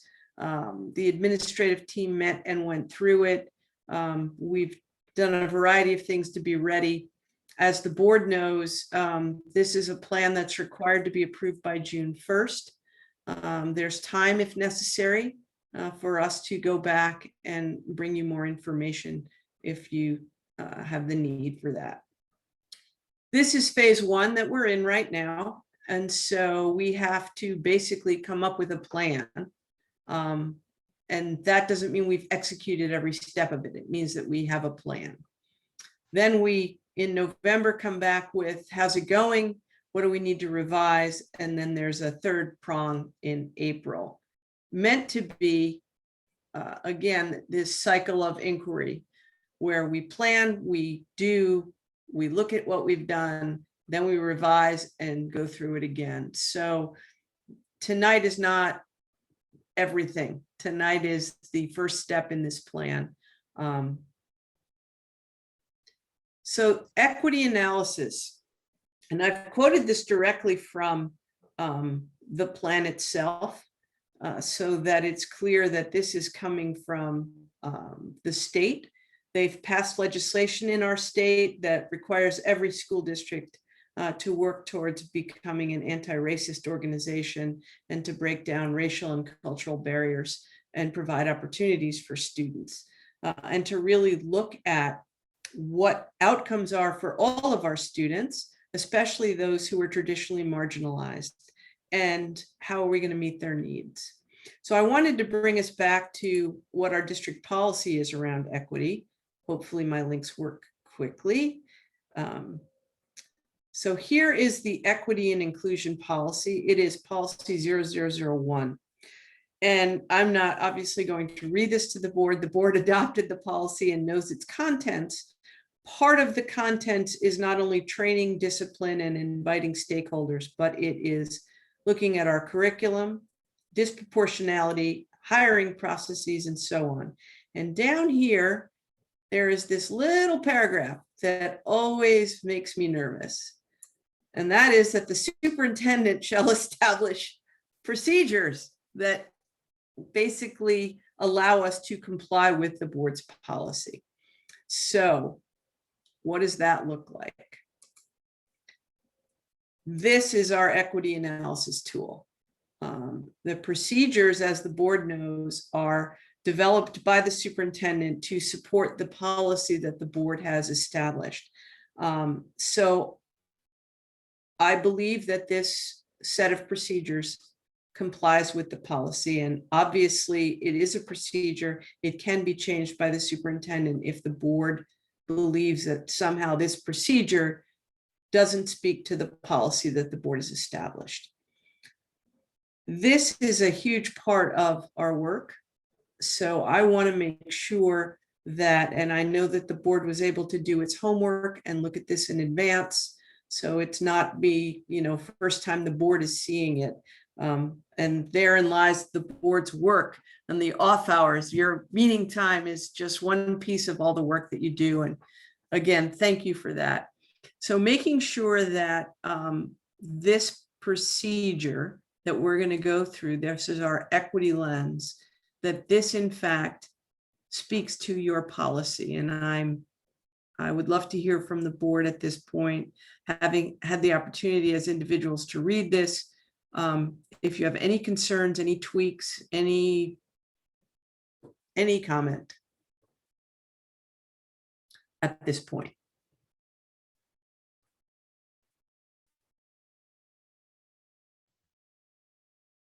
I'm hearing a lot of silence. I think I responded with a few minor editing issues, but from my perspective, this seemed to cover the policy that we've put into place. I am not an expert though, and I would love to hear both from Andrea as a policy expert and also from Jordan as a student, how these might actually come into effect, as well as the other board members, of course. Jordan, go ahead.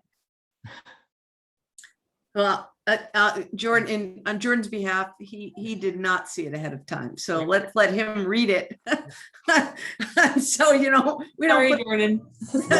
I'm sorry. I'm realizing that as I said it, and I apologize for that, Jordan.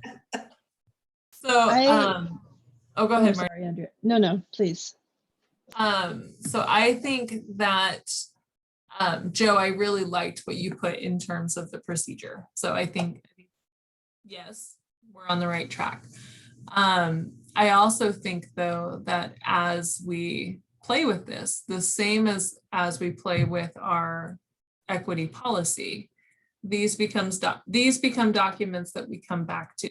And so I would encourage you, as you work through this and you find areas where like, oh, we didn't think about that, or man, that didn't go the way I thought it would. I would just encourage you to know that it's okay to revise this. And I think we should revise this, especially as we learn more. And that we just treat it as such. That's kind of how I look at the equity policy. and look at, as I learn more, what do we need to shift or change? Thanks, Andrea. I also had a chance to see this in advance and offered some feedback that was primarily about grammar and punctuation, because I thought it was a very well-crafted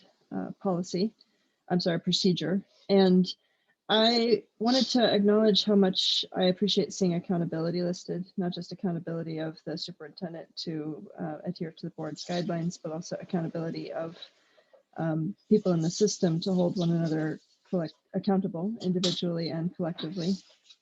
And because it is such a lengthy and important document, and it contains so many vital points, I would just suggest that we might come back to it in stages and have future opportunities to deep dive into just a few lines and think about what that really means and how it can unfold, and get to that level of specificity in our understanding and implementation of these procedures.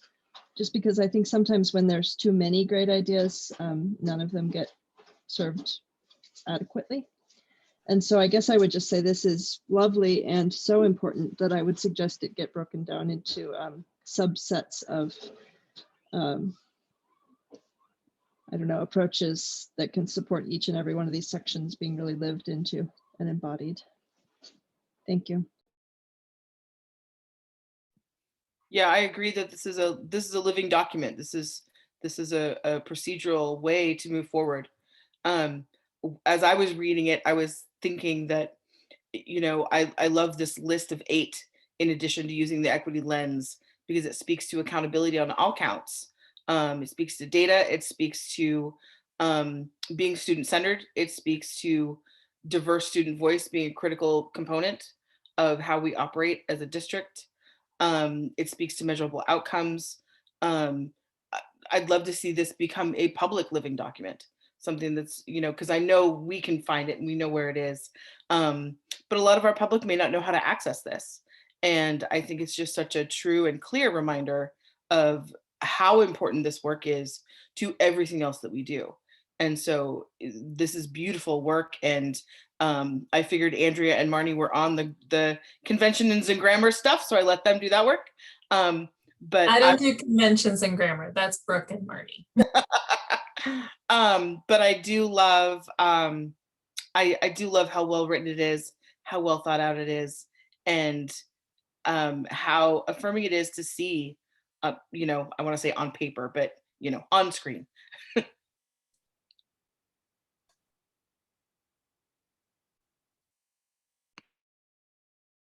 I think the last piece I would just add is oftentimes the question comes, how does the work of the board trickle down to the student, right? And I think this is really the heart of that. This is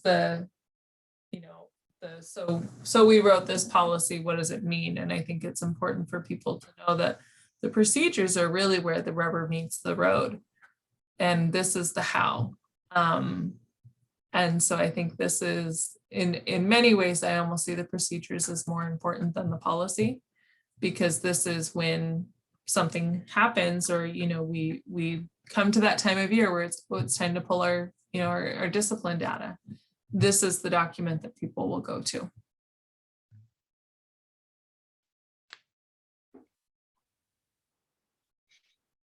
Okay.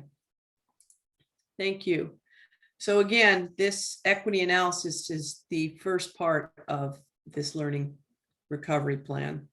Again, directly from what's directed to us by OSPI. We need to engage in culturally responsive anti-racist practices.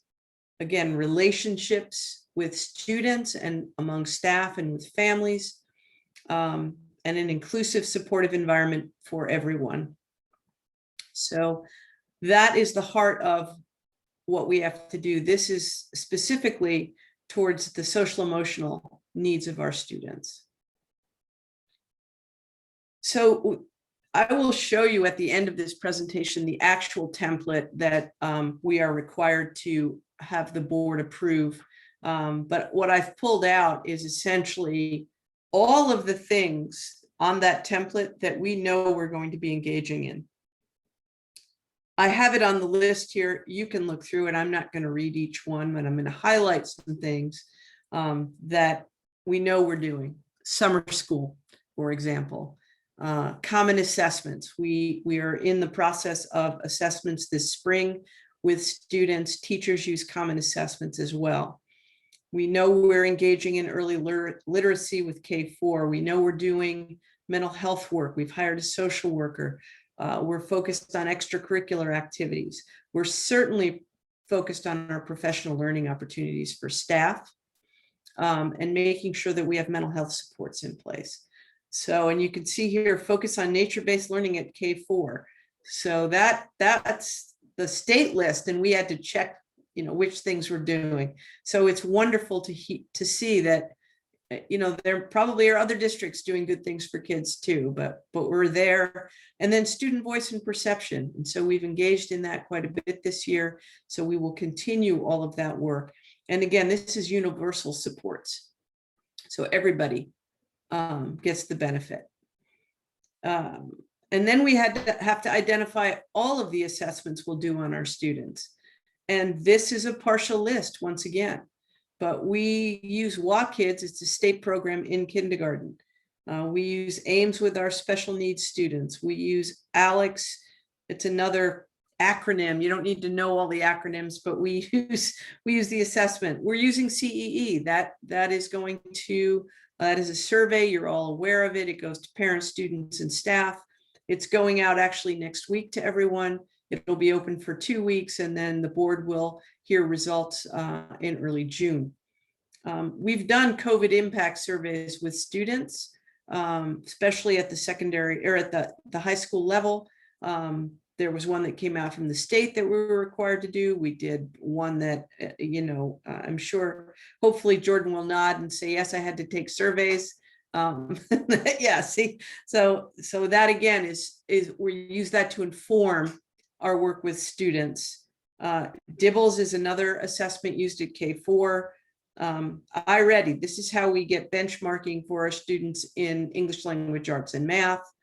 CBA is curriculum-based assessment. We do those K-12. There's classroom-based assessments, K-12. And then the SBAC, you're aware of that. It's not happening this year. It'll happen in the fall, but we're still doing interims and summative assessments. So our students are certainly assessed to determine their academic needs. And here you go. I can't even tell you all of the things that we're doing to engage our students and families. I've listed them here. This will be available online for folks to look at after this presentation. But again, some of the highlights, actually going out to students and families and doing site visits with families, connecting that way. There are grade level teams that meet weekly discussing student needs. There's a high school team that is a student support team. A variety of folks sit on that team, and every single student at the high school level at some point at least has a conversation happens about them and their needs. Communication is a big part of what we do. Again, assemblies and board meetings. Again, board meetings alone engage our community in terms of this planning and what we're doing. Conferences, advisory groups, and surveys. So how are we engaging our community? How are we getting their input? And what are we doing with that input to support our students? Every time we met this year and talked about, are we returning to face-to-face? How are we returning? When can students get more time with teachers? So we do those diagnostic tests, and then we have to individually determine what students who are not meeting benchmarks need for us to help them with. So what kinds of interventions? Are they coming to school? If not, how can we get them to school or get them to engage in their online work? What are we going to offer in summer school? What are we going to do for homework club after school? And what kinds of interventions are most effective with our students who are struggling the most? So additional supports, again, our heroes, and we have many, many heroes, but certainly those who work in Readiness to Learn and McKinney-Vento liaisons work with our most disadvantaged students. And so these kinds of things happen for all of our students, but they make sure it happens for those students who are farthest from educational justice. So what kinds of family supports do they need? How do we wrap around those families, get tutoring, get parent support classes, connect them with people in the community, help them participate in extracurricular activities? What is it that we can do for our students who are furthest away from educational justice? And then lather, rinse, repeat, right? How did we do? How is it going for our students? Is this plan working? What about equity analysis and discrepancies among the disaggregated demographic data that we're finding? And then how do we revise that plan and move forward? I've gone through this very quickly. I'm continuing with, these are the social emotional opportunities, learning opportunities for students. Again, I've talked to you about this before. How do we provide compensatory services, social work services? We're talking about kindergarten summer readiness program, a jumpstart for our kindergarten students, intensive support in August. If a student had an incomplete or wants to, somehow complete coursework or, take a failure and move it forward, do credit recovery, those opportunities will be there. We're also honest with ourselves and know that some students may not be willing to take opportunities in the summer. So we need to do some things next year to make sure we're providing opportunities for students. So smaller class sizes for next year.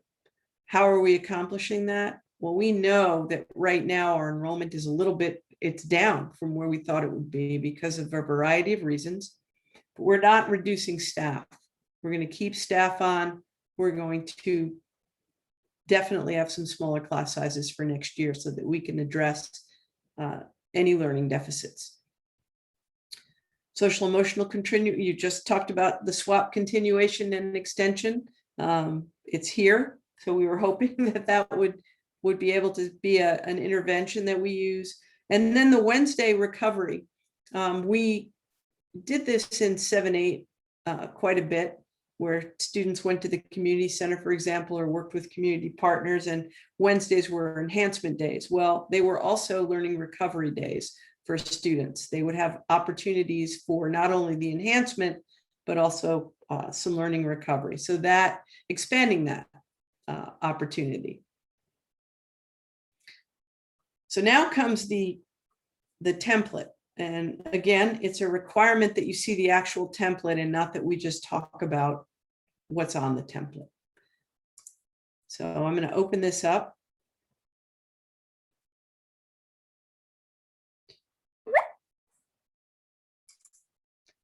So here it is. Requirements are there. Who is filling this out and who's being served, the date of approval, whatever that is. How are we looking at equity? So it's the policy and the procedure. Got to provide the link. And then you saw all of these things, the universal supports. We have to indicate what universal supports we're using, what diagnostic assessments we're using.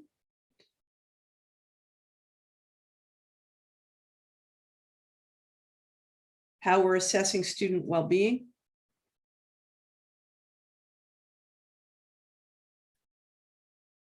What we're using to diagnose as a diagnostic at which grade levels.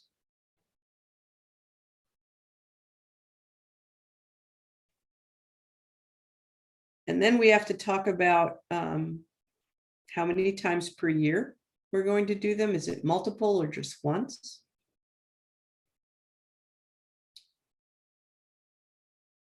And we have to talk about how did we engage with our families? And the template has interviews, conferences, advisory groups, surveys, and we had to indicate what we did. So again, student groups and their involvement, parent conferences, board meetings, focus groups that were held, We did that certainly with SWAP. There were many focus groups, these conversations at board meetings, the social emotional advisory team, an equity advisory team, special ed advisory team, communications advisory, United Student Leader Group, and then the various surveys that we did. And then we have to disaggregate and look at the particular student results. Now, we have not had the opportunity to do diagnostic testing on all of our students. Again, this is a plan, this isn't an outcome, right? So I really don't know which students will, in which racial or ethnic category may or may not meet standards. So I indicated we're going to work with all of our students regardless, and that we're going to provide them all of the supports that we are going to provide for any student. So that's why it indicates all.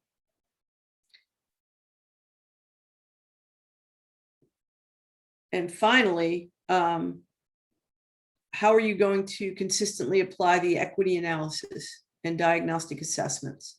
And what I've indicated is that we plan to monitor our progress at least annually. We've been doing a lot of work around inclusionary practices. We've had a consultant in for the last 2 years, and teachers have been working toward inclusive practices and universally designed instruction.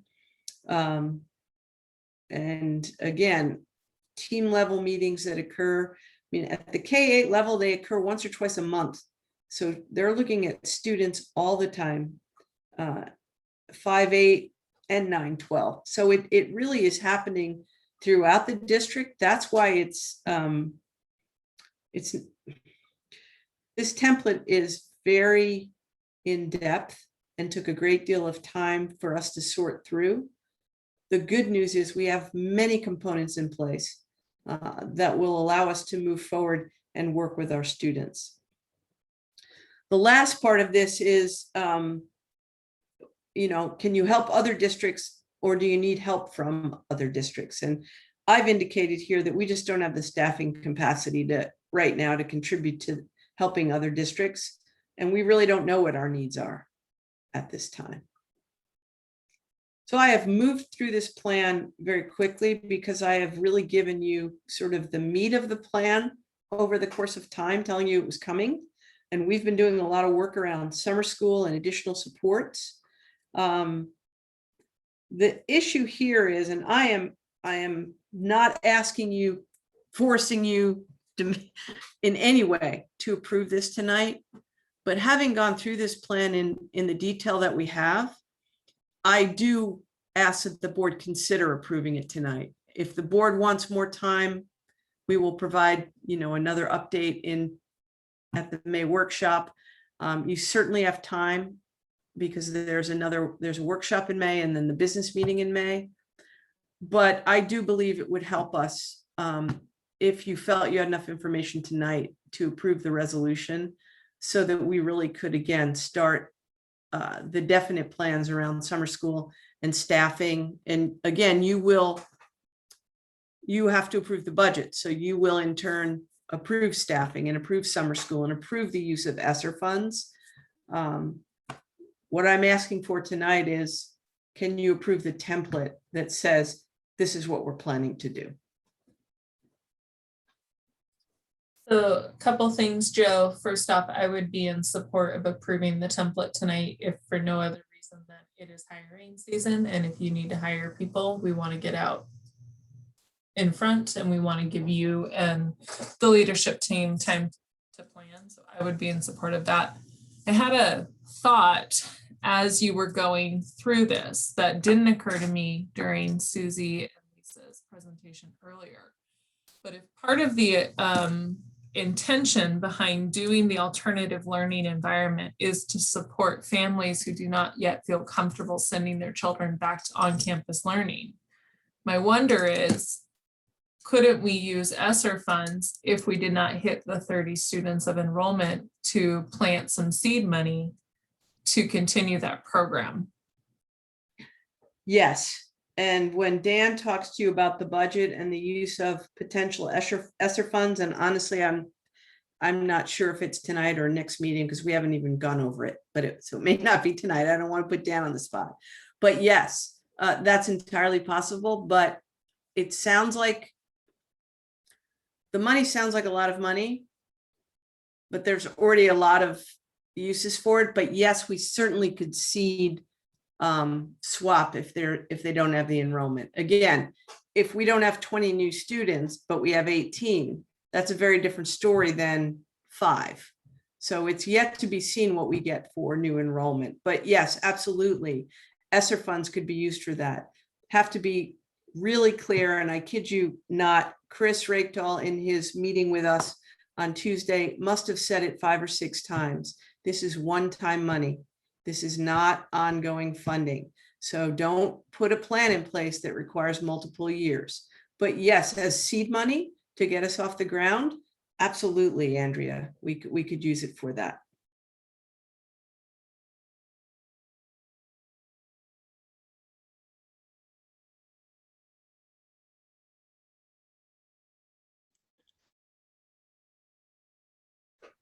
So I cheated a little and looked ahead at some of the things upcoming on the agenda. And I would like to suggest that since the resolution on our new business mentions public comment, that we push off that point of new business until after public comment, so that we can get public comment on this plan. And then after we've heard public comment, we can vote on it. Is that agreeable with the other board members? Okay. So I agree that this is a fantastic, I think it would be great to get Dr. Moshe and the leadership team and the administration chance to get a jump on it. I just want to provide opportunity for the public comment that the resolution says we have listened to. So yeah, that was my only comment at this point. I think that you've clearly done a ton of work on, you and the administration team have done a ton of work on this. And we very much appreciate that, as always. And recognizing that this is a plan to put in place, not it is a plan of what we want to do, not the exact definition of what will end up happening. No, I have no questions, appreciation.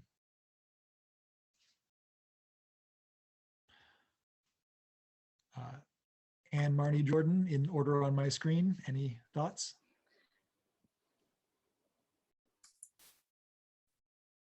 Whatever order. Sorry, Anne, I just remembered that Brooke had said your name first, so I unmuted. But yeah, I just have a curiosity about the section where you said you had checked all because we didn't yet have sufficient, if I recall correctly, it was something along the lines of we didn't yet have sufficient data to know how that disaggregated data stacked up for students in each of these demographic areas. And my only question is, by checking all, are you committing to a level of data pursuit that is beyond the district's current means? Or is that, does it fall in line with data that we plan to collect and can collect and have the staff resources to collect? So it falls in line with data that we always collect, and that's how each of our disaggregated demographic groups perform. This learning recovery plan is specifically asking that if there is a particular group that performs less well, are we going to address those needs?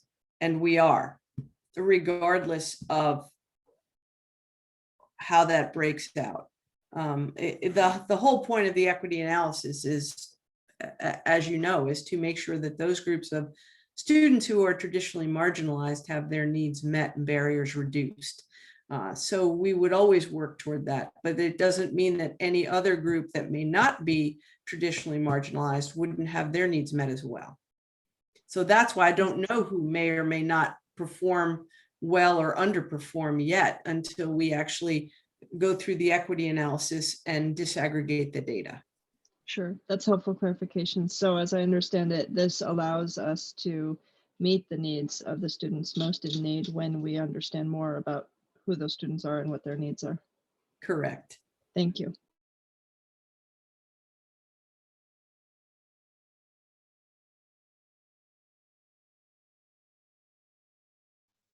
Seems like no further comments or questions on this.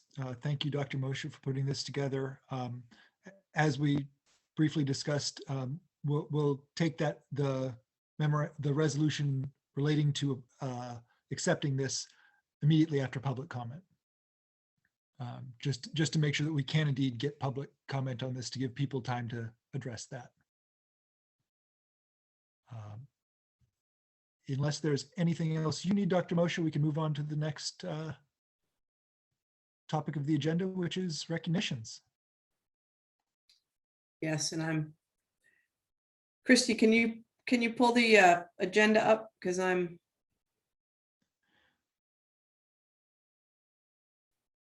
don't have it in front of me, so.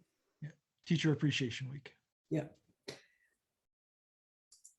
As always comes up every May, we have, there it is. Thank you, Christy.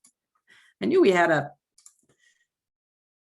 Teacher Appreciation slide, which is what I was hoping for. So yes, May 3rd through 7th is Teacher Appreciation Week. Again, it's a very different time, but during Teacher Appreciation Week, we just want to make sure that we take the time.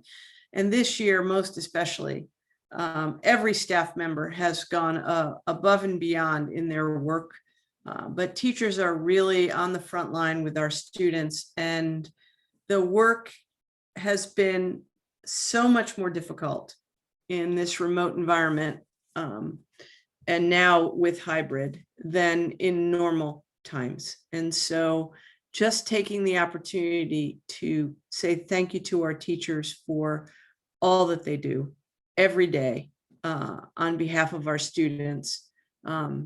They've been working since last March in such a different environment that it's hard to say thank you enough. So I just really appreciate all the work that's been done.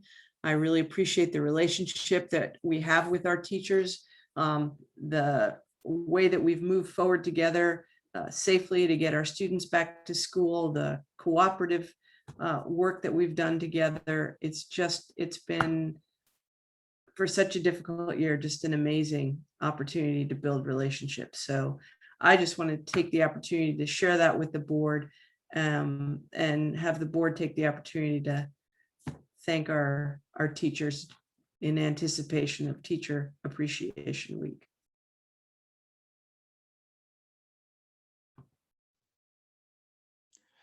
Yeah, I see several of our teachers in attendance here tonight, and from the bottom of my heart, thank you so very much for everything you do. These images show just how much the passion work that you do every school year, every school day, and as someone who's married to a teacher knows, well outside of school, whether it's during the summer, during breaks, after school, before school, all of that, just how much that has changed, and yet you are still delivering quality education, social emotional support, everything that our students need from our education system. And so thank you so very much.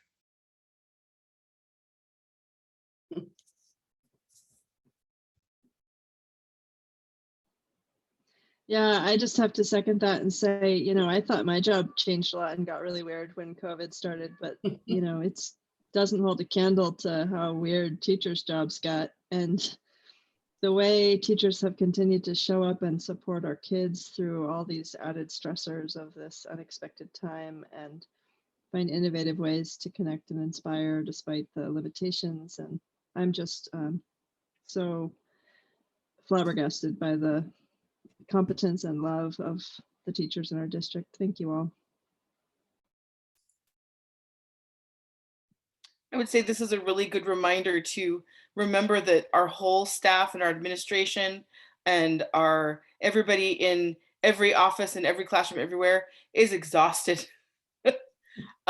You have worked so hard for a year and some change now to get our kiddos moving forward. And, you know, just from what we just saw, all the work that went into having a recovery plan for those kiddos who didn't have as easy of a time being able to learn during this time. It, you know, I just applaud the amount of effort and energy that went into this school year, like it does every school year.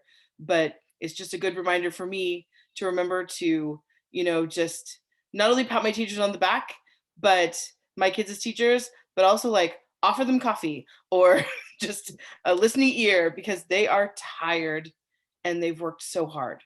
So thank you for this great reminder.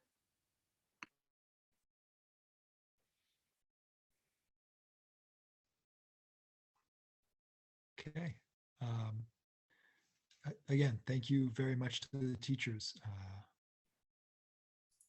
One note from the community, Gwendy Hastings, as a parent of a graduated student and the parent of a current student, I know firsthand that we have the most amazing teachers and support staff. I cannot disagree on that. Now we will now move on to new business. Memorandum 2021-27, approval of the new policy 3424 opioid related overdose reversal. This is something that we discussed at the last board workshop. I open the floor for motions to approve. I'll move to approve. Do I have a second? I'll second. It has been moved and seconded. Is there any conversation to be had? Okay, then I will call for the vote. All those in favor of passing memorandum 2021-27, the approval of new policy 3424 opioid related overdose reversal, please say aye. Aye. Aye. All those opposed, please say nay. It's been a memorandum 2021-27, approval of new policy 3424 opioid related overdose reversal has been approved. We'll now move on to memorandum 2021-28, approval of updated policy 6700 nutrition, health, and physical education. This was also one that came up at the last board workshop and was discussed.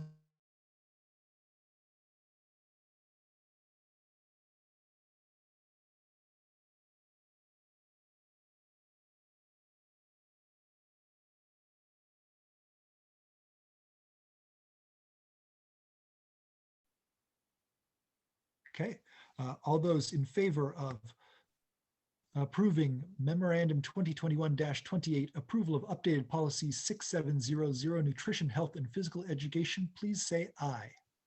Aye. Aye. Any opposed, please say nay. Memorandum 2021-28 has been approved. Move on to memorandum 2021-29, approval of new policy 4309, social media. I have a motion to approve this. I move to approve Do I have a policy second? 4309. Sorry, yes. Do I have a second? I'll second. It has been moved and seconded. Is there any conversation to be had on this?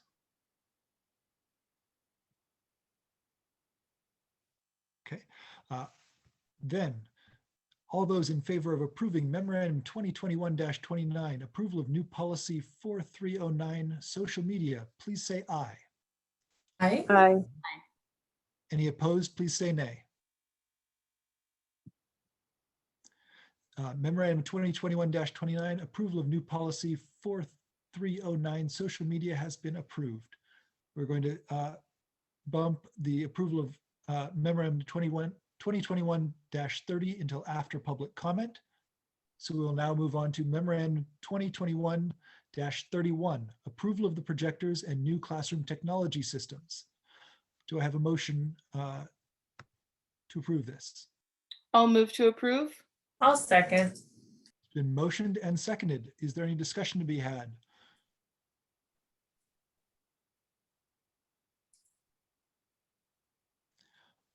Okay, all those in favor, please say aye.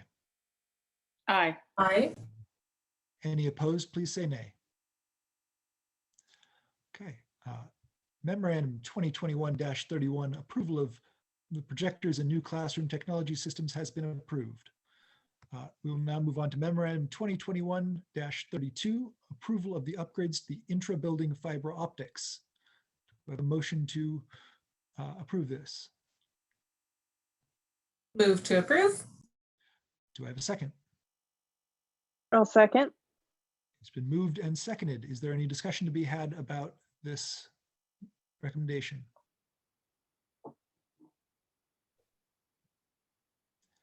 All right, then all those in favor of approving memorandum 2021-32, approval of the upgrades to the intra-building fiber optics, please say aye. Aye. Aye. Any opposed, please say nay. Memorandum 2021-32, approval of the upgrades to the intra-building fiber optics has been approved.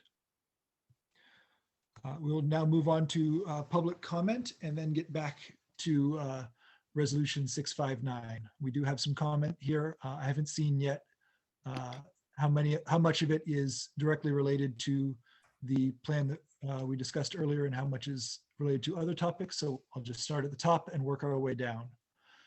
Barry Farley from Clinton, Washington. There's an exceptional study done by Stanford University on the efficacy of face masks and the data they found regarding such. They found that masks as being used have no effect on the coronavirus. We go through this study with the student body so as to let them have a greater understanding of this study, and make decisions on their own.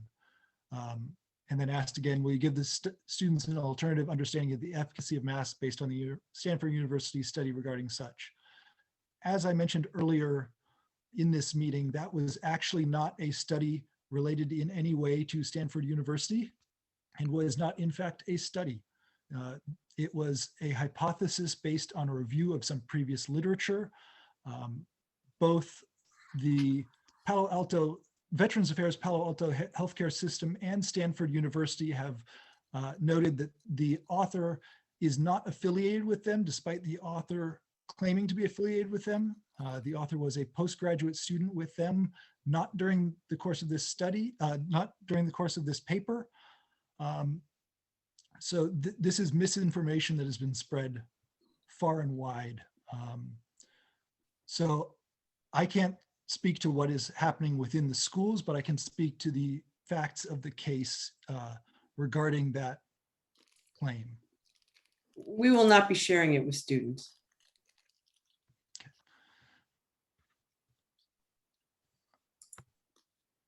Thank you, Dr. Moshe, for commenting on that.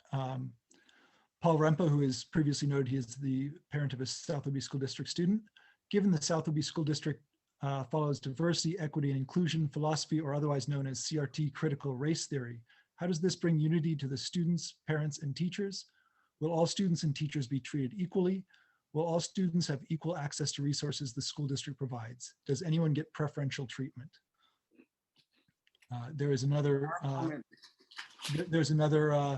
comment there from the same, from Paul Rempa as well. How much did the school district pay for the diversity, equity, inclusion workshop from Hooks Global?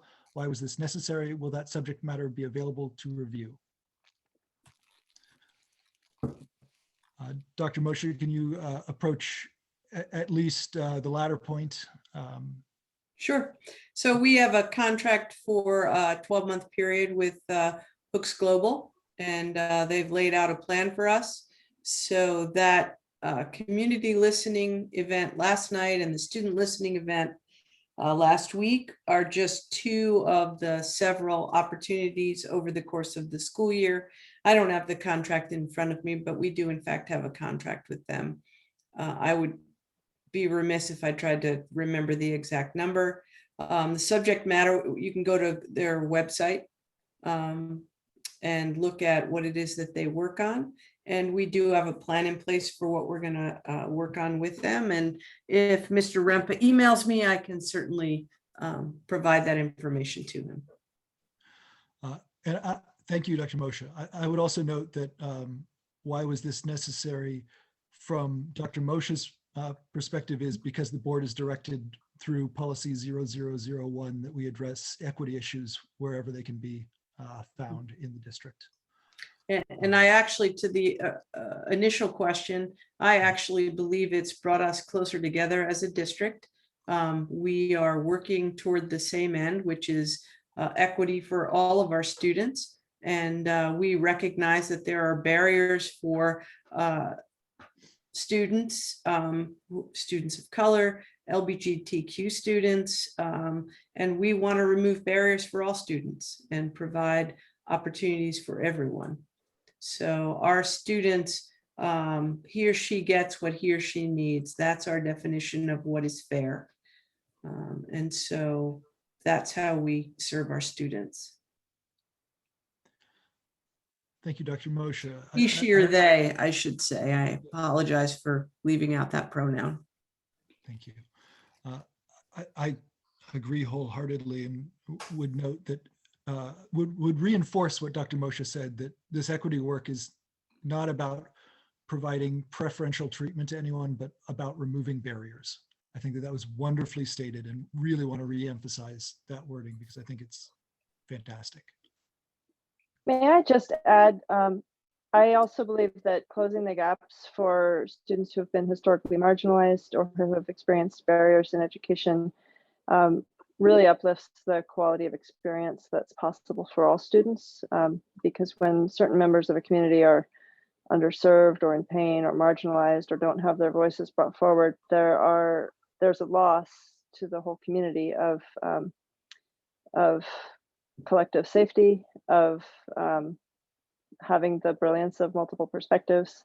So in addition to better serving students who have been historically marginalized, I believe that a well-implemented diversity, equity, and inclusion plan also can improve outcomes and provide a more nurturing context for students who have historically been well served.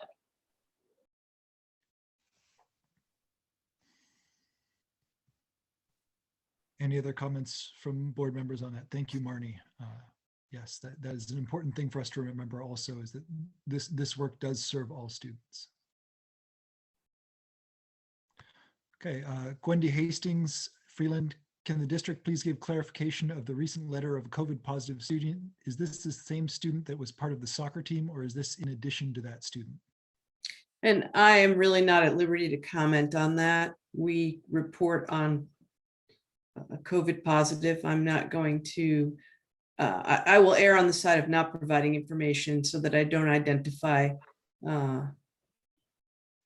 individuals. And Joe, just to amplify some of the reasoning why it would be protected information under HIPAA. Mm-hmm. And so we are not at liberty to discuss that. Yeah, and districts, I did get an email back indicating from at least one individual that they didn't want to hear about COVID cases and that COVID is happening.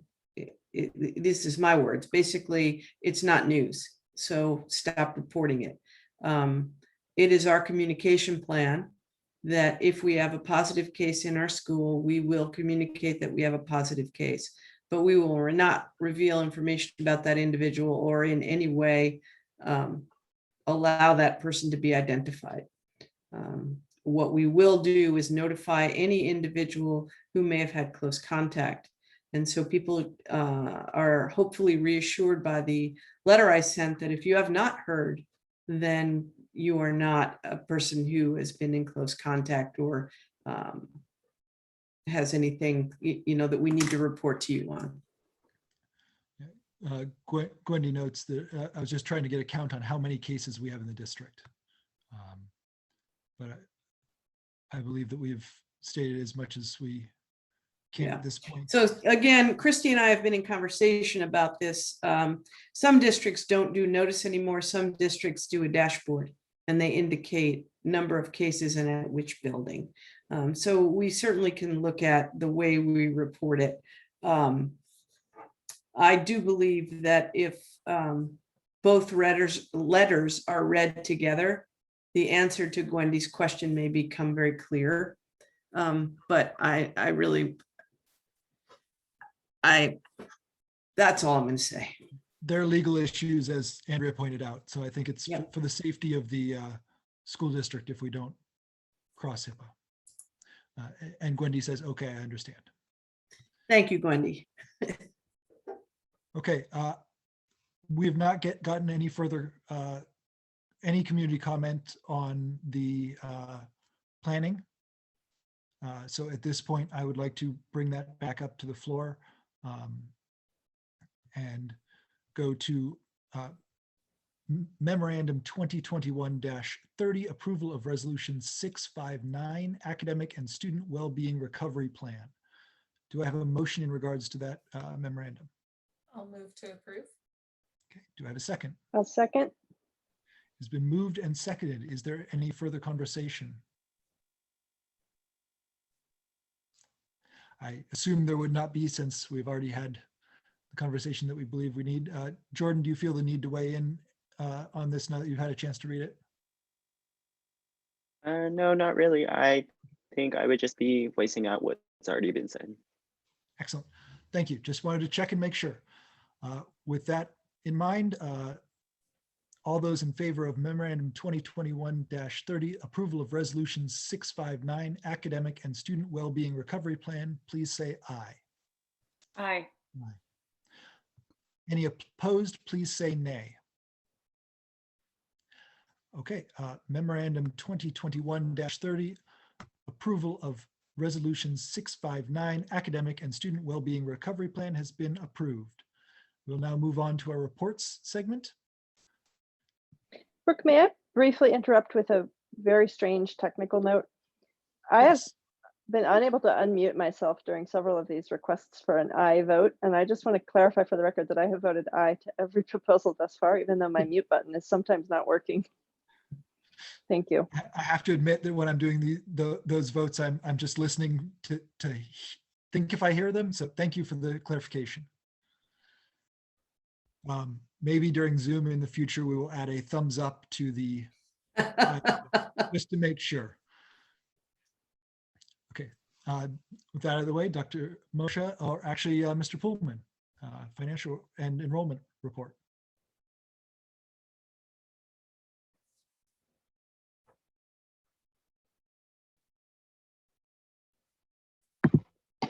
Good evening. So I have about an hour and a half for this, Brooke.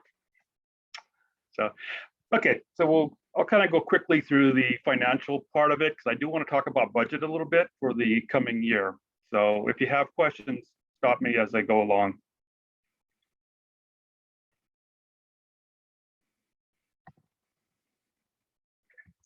So with the enrollment report, this is the April enrollment. So we have 2 more months left. And we currently have about 1,154 students in the district, which is down about 4 from last month, but it does give us an annual average between September and April so far about 1,166. So that's what our funding is going to be based on. And it's kind of interesting when I look at this number, I actually went back because the 2020 census are coming out soon to see what the 2010 census looked like. And when I did, I looked at our enrollment projection at that time, about 11 years ago, and we had projected to be at 1175 by 2017. So it actually slowed down a little bit, but it went exactly in the same direction that we thought the district was going and has been for quite a while. So if you look at the buildings, the K4 elementary building has about 400 kids in it, 180 each in 5th and 6th, 7th and 8th, and about 405 in the high school. We did budget 1223, so we're down 57 for the year. And then just some basic ALE program. We have about 7 kids in that. Our CTE program has about 66 kids, and then we've been averaging about 189 for special education throughout the year. So those are relatively consistent. But if we look at the summary, you can see in the lower left corner, that's our enrollment history starting in 2000, where we're over 2,200 kids at that time, and we're currently roughly half that amount. So it gives you the pattern of where we're going. And what's important about that is we talk about budget later. We look at enrollment patterns to see that we did have a little bit of a jump in March compared to where I thought we were going to be, but April again went back in the same pattern. So we'll continue with that, but it's below the dotted line above it, which is the budgeted amount that we actually thought we were going to have. And you can see in the lower right-hand corner, the red line is what we had projected enrollment, and we had projected it to be a negative enrollment, that we were going down in enrollment. It just went down faster than we had anticipated. On the financial side, this is through March 31st. We are at 58% of our year. You remember our fiscal year runs September to August. It's not a calendar year. So at this point, I would expect in a normal year that our revenue would be about 58% and our expenditures would be about 58%. And you can see that our revenue is about 54% and our expenditures are about 50%. So both of those are below where they should be. But the nice part is that expenditures are down more than the revenue. And we will see revenue not meet 100% this year because we know that our revenue from the state is down because of the loss of the 57 students. Most of the categories that we have sources of funding from, the local property taxes, state and federal money, is about what we anticipate. The local revenue is down dramatically, and that's just a fundamental fact of lower rent at the community center and less students in school generating revenue that they normally would. But what I want to pay attention to is the lower right-hand corner is a revenue to date. You'll see that our revenue this year is down about $747,000 from last year, which was down about $214,000 from the previous year. So from 18-19 to 2021, we're down about $1 million in revenue. And if you notice the prior 3 years, revenue was growing. So it's a pattern we're starting to see, and I'll explain later why we're seeing that as we talk about budget. But it is a pattern that we have to pay attention to, because with less revenue and increased expenditures, we still have to balance a budget. So we have to figure out how that works. On the expenditure side, you can see that most of our expenditures is in payroll costs. About 9.5 million of the 10.6 is for payroll, and about 1.1 million is for supplies, services, and travel. And predominantly it's services, which is going to be like energy services, water, insurance, those type costs. But again, if we look at the payroll, we're down about 733,000 from last year, and the supplies is down another 439,000. So you can see that the cost of doing business in a remote environment is much less than what we are 100% in person. So that offsets the lower revenue. With the encumbrances, and encumbrances is those expenses we know we have, the remainder of people's contracts, things we have purchased but have not yet paid for, etc. We are about 86% of our budget, which is good, because we know that if we're down 6% so far from our revenue forecast, we might be end up 10% down from the end of the year. So we want to make sure that our expenditures are not more than 90%. The lower right-hand corner, if you look at the darker blue, the red and the green, that's our payroll costs. And the kind of the turquoise color is our professional services, which is basically utilities and insurance and those type things. So you kind of see where we're spending the money this year. The budget status report is just the recap of the revenue and expenditures, so that we have generated 11.3 million in expenditures and about 10.6 million in 11.3 in revenue and 10.6 million in expenditure, with a current fund balance of about $4.3 million. And this is just an asset liability balance sheet that breaks down that 4.3 million, so you can see where it's at. How much of it is cash on hand, which is a local heritage bank, how much is cash on deposit with the treasurer, how many warrants or checks we have out that haven't been cashed, that type of thing, how much we have in investments, etc. And it gives you that information for all of our funds. We do have 5 other funds that we do budget for capital projects. We currently have about $1.6 million in there. We've spent about $660,000 so far this year. Debt service has $78,000, and that's for a payment that occurs in June. It only has activity twice a year. The student body fund currently has about $37,000 in it. It's down substantially, but there's been basically no activity this year. You can look at the revenue of about $1,000 is hardly nothing. Transportation Vehicle Fund, thank you for approving the purchase of the yellow school buses last month. Those are on order and we expect delivery in August. So that'll wipe out the $212,000 that we have in that account. But that is money that's generated by reimbursement from the state when we purchase buses. So it gets reimbursed every year as long as we continue to buy school buses. And then the Private Purpose Trust Fund, which is money donated for the benefit of student scholarships. And the district handles that. It has about $794,000. And the funds we use from that is the interest that's generated. And we get that in scholarships every spring. Any questions about that? And I want to move into a budget conversation.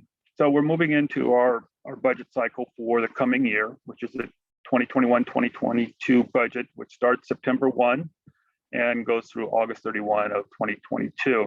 And we'll talk about this for basically the next 3 months. So there's a very prescriptive process through the RCWs, which is the Revised Codes of Washington, state law, if you want to simply say that, that dictates the process. And one of the processes is a hearing and adoption process where anybody in the community would have the ability to come and talk about the budget and give their opinion on it. And it'll be an annual budget, but also a 4-year projection for the next 4 years when we do that. And that hearing adoption will be July 28th as a second-class citizen, and basically a district that has less than 1,000 students in it. Or actually it's less than 2,000. We will have to have it done by August 1st and present it to the ESD and then to the state by that time. So that's why we do our budget adoption on July 28th. And we will advertise in the paper prior to that several times so that people know that they have the opportunity to come and talk about the budget. There's some things we have to do when we create the budget. The first is we have to have, by state law, a balanced budget. And that basically means that we can take our beginning fund balance, add the revenue, and subtract expenditures, and we have to have a positive number at the end of that process. The other thing we have to also do is by board policy 6020 is to budget at least a 6% ending fund balance. So not only do we have to have a balanced budget, but we have to have a 6% fund balance on top of that. So it's a lot of the process in the budget process. We also want to look at our budget considerations. And of course, we look at our vision, our mission, and our values. And when we build those budgets, we build those in order to meet these goals that go along with these. We also have learning goals, such as welcoming, safe, supportive places for kids. So we're going to have to put money into facilities and into maintaining them and demonstrating growth in all content areas. We have to make sure we have the appropriate number of staff for kids to do that. And also that we give them other opportunities so they are future ready once they graduate. So it's all part of that thought process as we go through the budget. Standard disclaimer is this budget is going to be modified and adapted all the way into July 28th, and it's adopted by the board of directors. So as things change, and such as the state legislature created their budget on Sunday, and they set a lot of the factors that we use for establishing our funding criteria for the school districts. Some of that I already know. Some of it is not real clear. Such things as, I know I can use the 2019-20 enrollment number to drive the levy funding. I know I can use that for transportation funding, but I'm not sure how they're going to do enrollment stabilization. And that isn't real clear in the language. So there's going to be some things that'll come out in the next few weeks that will modify potentially. And you'll see later on, I scratched a couple things off that are not relevant today that was last Friday. So anyways, it will change. And that's just part of the process until you actually approve it. And as you give us guidance as far as where we go. We actually have 5 different accounts that we're going to create a budget for: the general fund, capital projects, debt service, student body, and transportation vehicle fund. Capital projects is basically for the remodeling of buildings, improvement of buildings, and for technology purposes. Debt service fund basically pays off any long-term debt we have, and we have 3 years left on the energy retrofit we did 9 years ago. So there's about $78,000 a year. Student body fund is basically funds that is generated and governed by the student body at the different schools. And then the transportation vehicle fund, which is the one that's reimbursed by the state and we buy school buses through. The general fund is where we spend most of our conversation. That's our largest fund. You know, it's 20-something million dollars. It's financed through state, local, county, and federal sources, and it's basically our operating fund. It does the day-to-day operation of the school district. So we start building the budget. There's really 5 main components that I deal with in this budget. And the first is student enrollment, and it's larger than the rest because it's the most important aspect of the budget. First off, we're in the education business, so it's about educating kids, so they are the most important. But from a financial standpoint, it drives the funding. And there's a apportionment process we'll talk about that you can see how that works. And then we have to look at the revenue. How much money are we going to generate based on that enrollment? Because that's going to limit our expenditures, because we do have to have a balanced budget. And then we look at our staffing. What is needed to provide the appropriate number of staff with the right certifications for grade levels, content area, et cetera. And then the expenditures. And you know, if you looked at our budget, where probably 90% of our costs right now is staffing costs, you see that staffing really drives the expenditure part of it. And then the fact we have to have a fund balance at the end. So those are kind of the components we need to look at as we go through this budget process. State apportionment is our funding mechanism through the state. And this is why it's really important that we work on good numbers, whether it's enrollment or staffing or estimates or whatever it is, because we get funded from the state from September through December based on our budget estimates. So if we estimate we're going to have 1,200 kids, they're going to fund us based on those 1,200 kids. And then in January, they look at what actually happened from September to December, and they start adjusting our funding. And I'll show you what that looks like in a minute, but it has the ability to go up or down based upon what we actually do. So if we overestimate enrollment and then they come back and adjust it, then we have less revenue.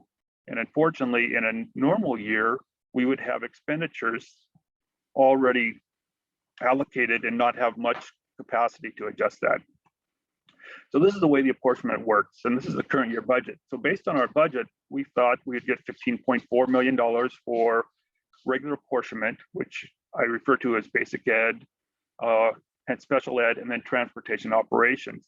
Well, you see in January, they adjusted it based on enrollment numbers, and the apportionment in special education went down about $600,000. In February, they adjusted transportation operations based on the number of kids riding the bus and the number of miles we drove. And being that we had a lot of remote learning, that was almost $400,000 less than we normally would have received in a typical year. So then we're now $1 million less in revenue than we had budgeted for. The lucky part of this is that expenditures were also down because we didn't have as many costs, subs, staffing, et cetera. But had those expenditures been solidly in there, we would be down $1 million. That would have created an issue. So it's the importance of getting, good information. So as I mentioned earlier, student enrollment, it drives state funding, and I'll explain how that works. So when we look at our enrollment, this is our enrollment pattern. So you can see that in the early 80s, we started to climb as a district, and we get to the 90s, and that's when we start, adding on to the high school, building new buildings, because we're expecting a growth pattern. And when I look at the records there, they thought that by today we'd have 4,000 kids in our district, because that was what they were seeing. But then we hit the year 2000, and things started to change. And you can see that it's been a steady pattern for the last basically 21 years. And there's been some years where it's been 2010 was a huge drop, and we had planned for it. We knew we were going to lose 177 students that year because of the large senior class compared to a small elementary class. But it's been very consistent. We actually have done this. And what's important about this is that we look at the historical enrollment to start to define where we're going forward in the future. And you can see patterns after time. And one I would point out, if you look at 15-16, the 10th grade had 121 students. The following year, 11th grade had 104. The next year, 10th grade's 119, drops to 95. Happens every year. And you start saying, okay, what's going on? Well, that's simple. It's running start. Kids get to the point where they have the ability to go out and do some other things. We usually also see an increase from 8th grade to 9th grade. We pick up some kids that maybe someplace else. So there's some variables that we can start looking at, so that as we start looking at our projection models, we can use that information. And there's various models that are used in enrollment modeling. And the first is a straight rollover. You have 100 kids in 1st grade, you expect 100 kids in 2nd grade. Well, with that example, that sophomore junior class, it's very obvious that doesn't work. So it's never one I pay attention to. I do it, but it doesn't work. The other is a straight cohort survival. If this year we had 100 kids in 1st grade, and next year there was only 90 kids in 2nd grade, you say, okay, we lost 10 kids between that, and you do that calculation for each grade group. A third method is a weighted cohort survival, and that's where you look at multiple years and you give more weight to the most current information and least weight to the data that's farthest away from you. So if we run those models, you'll see we could have anywhere from, if we start with the 1166 we have today, 1135, we rolled them all over. If we look at this year's experience, we dropped to 1091 because there's a very steep decline. We look at a 3-year model, it's about 1120, and a 5-year cohort, it's 1150, because we had a few years back there where we didn't decline very quickly. So I like the 3-year weighted cohort model personally. It's over time has been the most accurate for me. And that's basically, if you look at what happened for the last 3 years and you weight last year, 3 times as great as the first year, that type of thing, you come up with a coefficient number. And doing that, we come up with that 1121 basically, and that would give us about 566 students in K6 and about 555 in the 712, and you kind of see the grade groups in there.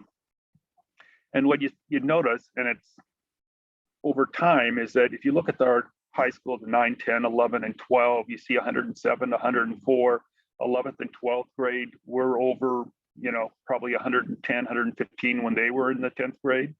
But if you start looking at, and I'm going to ignore kindergarten and 1st grade because of this year, but if you look at 2nd grade with 80 kids and 96, 82, 89, 91, 82, 76, you're seeing a different pattern. And you're seeing why we're declining in enrollment over time, because, when I started here, we had 250, 280 kids in our high school in each grade. It's just that change. So anyways, using that model, we come to 1120. So that's really what I would suggest we use. When I did this last Friday, I had 4 concerns. The first was our enrollment decline, which is something we always have to look at because that's our funding. The second is regionalization, and I'll explain my concern with that. The third was levy reductions.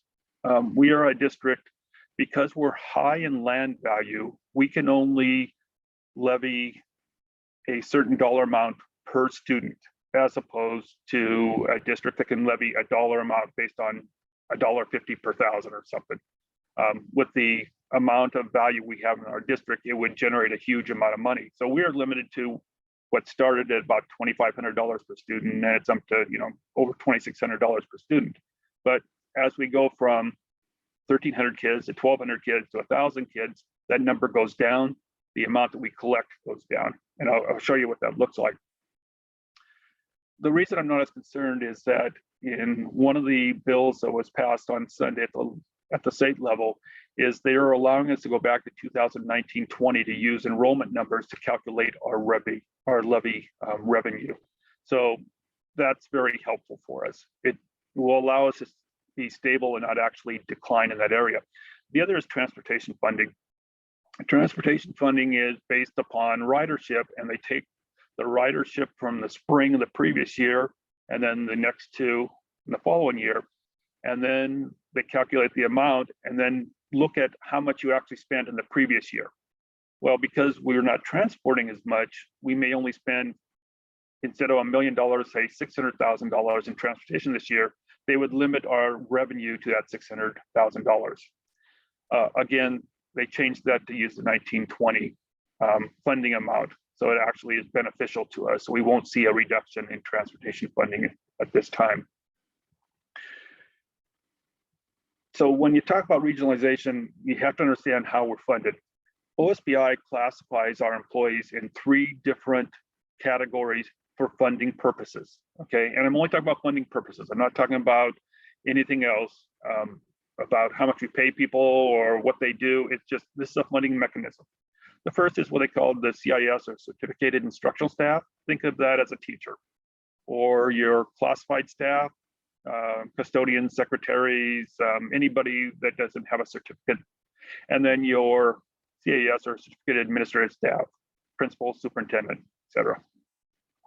The reason that you need to know that is because they fund those differently. We use a prototypical school model in the state of Washington, where based on enrollment, say in elementary, if you have 400 kids, they will fund you for 1.253 secretaries, half of a counselor, 1 2/3 custodians, a certain number of teachers, etc. There's a whole list of these. And that's how they create their funding. It has nothing to do with what we hire. We're not required to have that many of anything. We don't even have to have, some of them if we didn't want to. I guess we, like classified safety staff, they fund us for it. We really don't have anybody that falls in that role. So it's just a funding mechanism. But what it does is basically we take the number of students we have times those ratios in this prototypical school model, and then it creates what they call funded staffing units. And you could refer to those as the certificated instructional staff, the classified staff, and the administrative staff. Then they take that ratio of number and they multiply it by a funding allocation, and that creates our apportionment of how much money we get. Okay, so they figure out that if a teacher is going to be funded at $85,000 and they give you one teacher, they're going to give you $85,000 plus the benefits that go with that. Again, not how we're staffed, it's just how we're funded, and it's basically just on the number of kids we have. So that's why in a district with continuing enrollment decline, you have to be really worried about that, because the funding goes down over time. Where if you're a growing district, you get more money each year, so you can have a little more discrepancy in there. So getting back to regionalization, in 2018-19, with the McCleary decision, the state of Washington moved away from a allocation model that was tied to a salary schedule. We used to get funded for teachers based upon their education and experience. So if you were a district with highly educated, experienced staff, such as South would be, we would get more money. If a teacher was at the top of the scale, we'd get the top of whatever OSPI paid at the time. If they were a brand new teacher, we'd get the bottom of the scale. So it did that. Well, in 1819, they changed it to a state allocation that is the same for every school district across the state. So at that time, it was $65,216 for any funded certificated instructional staff that you were funded for. They also understood that districts with highly educated, experienced staff members paid more, so they gave us an experience ratio of 4%. So you see there's an extra $2,609, and then they created what they called regionalization, which goes from 0 to 24% depending upon where you reside in the state of Washington. And broadly, it has to do with cost of living in that area. Well, we were a district that at that time we're fortunate to get 24% for regionalization. But if you look at the top, you'll see there's an IPD number, which is an implicit price deflator. And you think of that as the old COLA, or cost of living increase, though it's really not that. It's just a funding mechanism again. And then regionalization. So you see, you've got in 1819, we got 24%. In 1920, we got 24%. And in the current year, that dropped to 2% or 22%. Going down to 20% and 18%. So it's a regression of funding. So what has that done to South Woodby? Well, if you look at it from 2019-20 to 22-23, for a CIS, we're getting roughly $85,000. Doesn't really change over those 4 years. Same thing for the funding for administration and for classified staff. The dollar amount changes by very few. Matter of fact, this year it went up $11 for certificated instructional staff. This is a funding mechanism. Again, I keep saying it's not we're paying people. So we'll talk about that when we get to the expenditures in the budget process, which won't be today, but you'll see a widening of the gap between funding and expenditures. So this is my concern with regionalization is the IPD, the cost of living increase that we get from the state for the current year is 1.6%, but our regionalization went down 2%. So we're actually, over time, you'll see that it is, you get 22, 23, we actually are getting less than we did the previous year, just because of that factor. So it's one of those things that we need to be aware of, is that not only is the enrollment going down with the number of students, but the amount that we're getting is remaining the same. So what that basically does is it gives us a declining revenue. And that's why we went back to that revenue.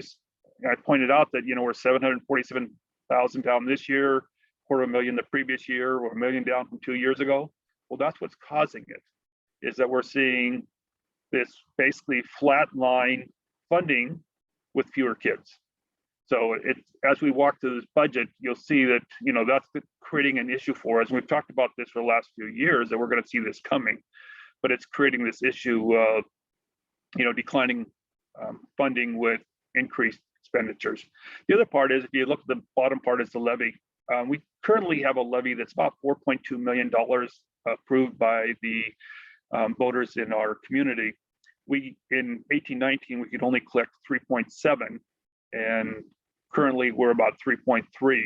I thought it was going to drop to about 3.2, but it's going to go back to about 3.3 because of that change in the date we can use. Direct result of the McCleary. So as they increase the state levy, they decrease the local levy. And the local levy is where we pay for the differences in salaries between what the state gives us and what we're paying people.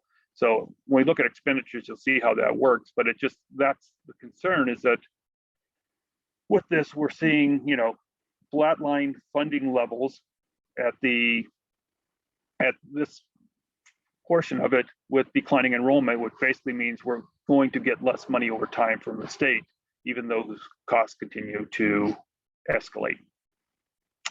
So I think that's about where we are with the budget. So I just wanted to bring you up to speed on, you know, what's the process we're going through, what enrollment looks like, and then what are the concerns as we start going through it.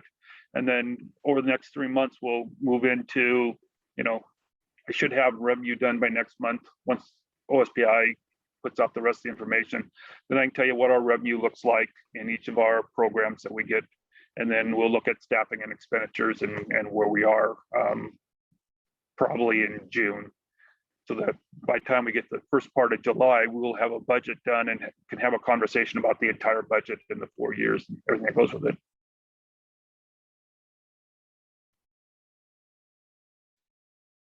Thank you, Dan. That was in-depth and detailed and useful thinking going on, as always. Yeah. Are there any questions or comments from board members at this point? I just want to say how much I appreciate that you help us understand not just what the numbers are, but also why they are what they are and what they mean. It's really helpful, and I'm grateful. Well, I certainly try to make it clear and simple. So, you know, if you ever have a question, certainly ask me. I've been doing this long enough. Sometimes I kind of forget that I can't run through things. So I'm happy to explain it, or if you need, you know, other time to work on it, I'd be glad to sit down with anybody. Appreciate that very much. I'm still getting my feet under me for budget, even after a year plus of this, but you are the reason that I have so much as much confidence as I do right now, because you're able to lay things out in a clear, concise manner, and as Marnie was saying, explain them. So I really appreciate that.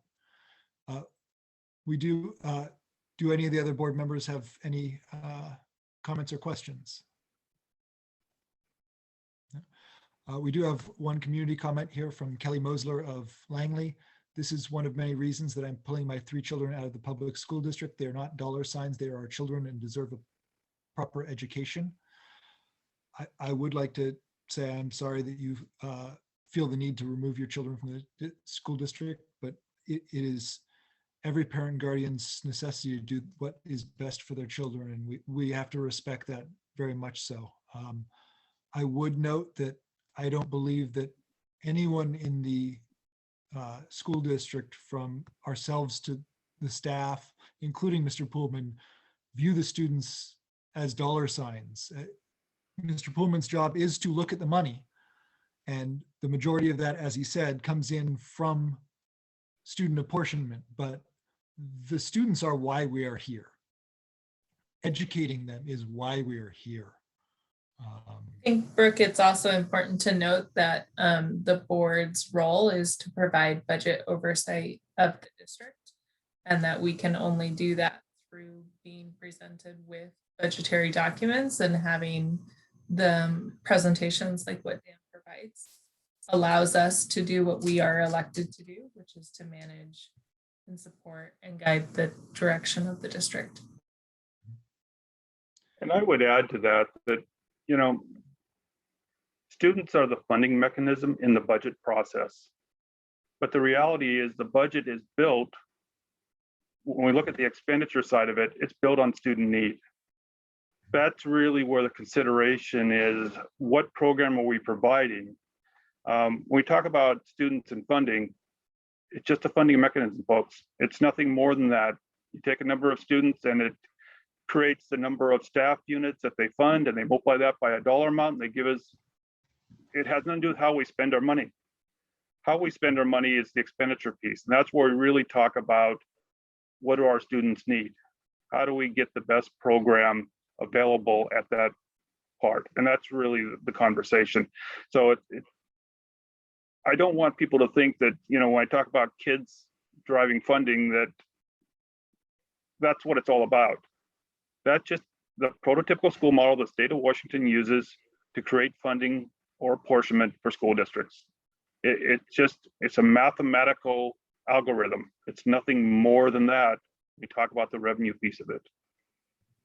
I think one last piece I would also add, Dan, that I think that people do not recognize is that districts of South Whidbey's size typically struggle financially, and they struggle to maintain fund balances because of enrollment swings and how much that can impact when you have as small of a student population as we do. If you think about larger districts, they have middle schools or high schools that have more students than we have in our entire district. And one thing that I know in working with South Whidbey over the few years that I have is, Dan, you have done a phenomenal job managing that budget where we have never had to worry about our fund balance in the time that I've been on the board.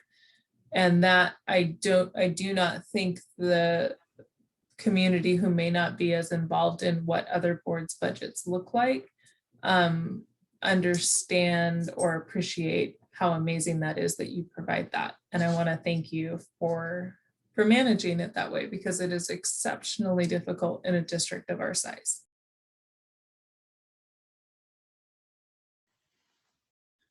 Okay, thank you, Mr. Pullman.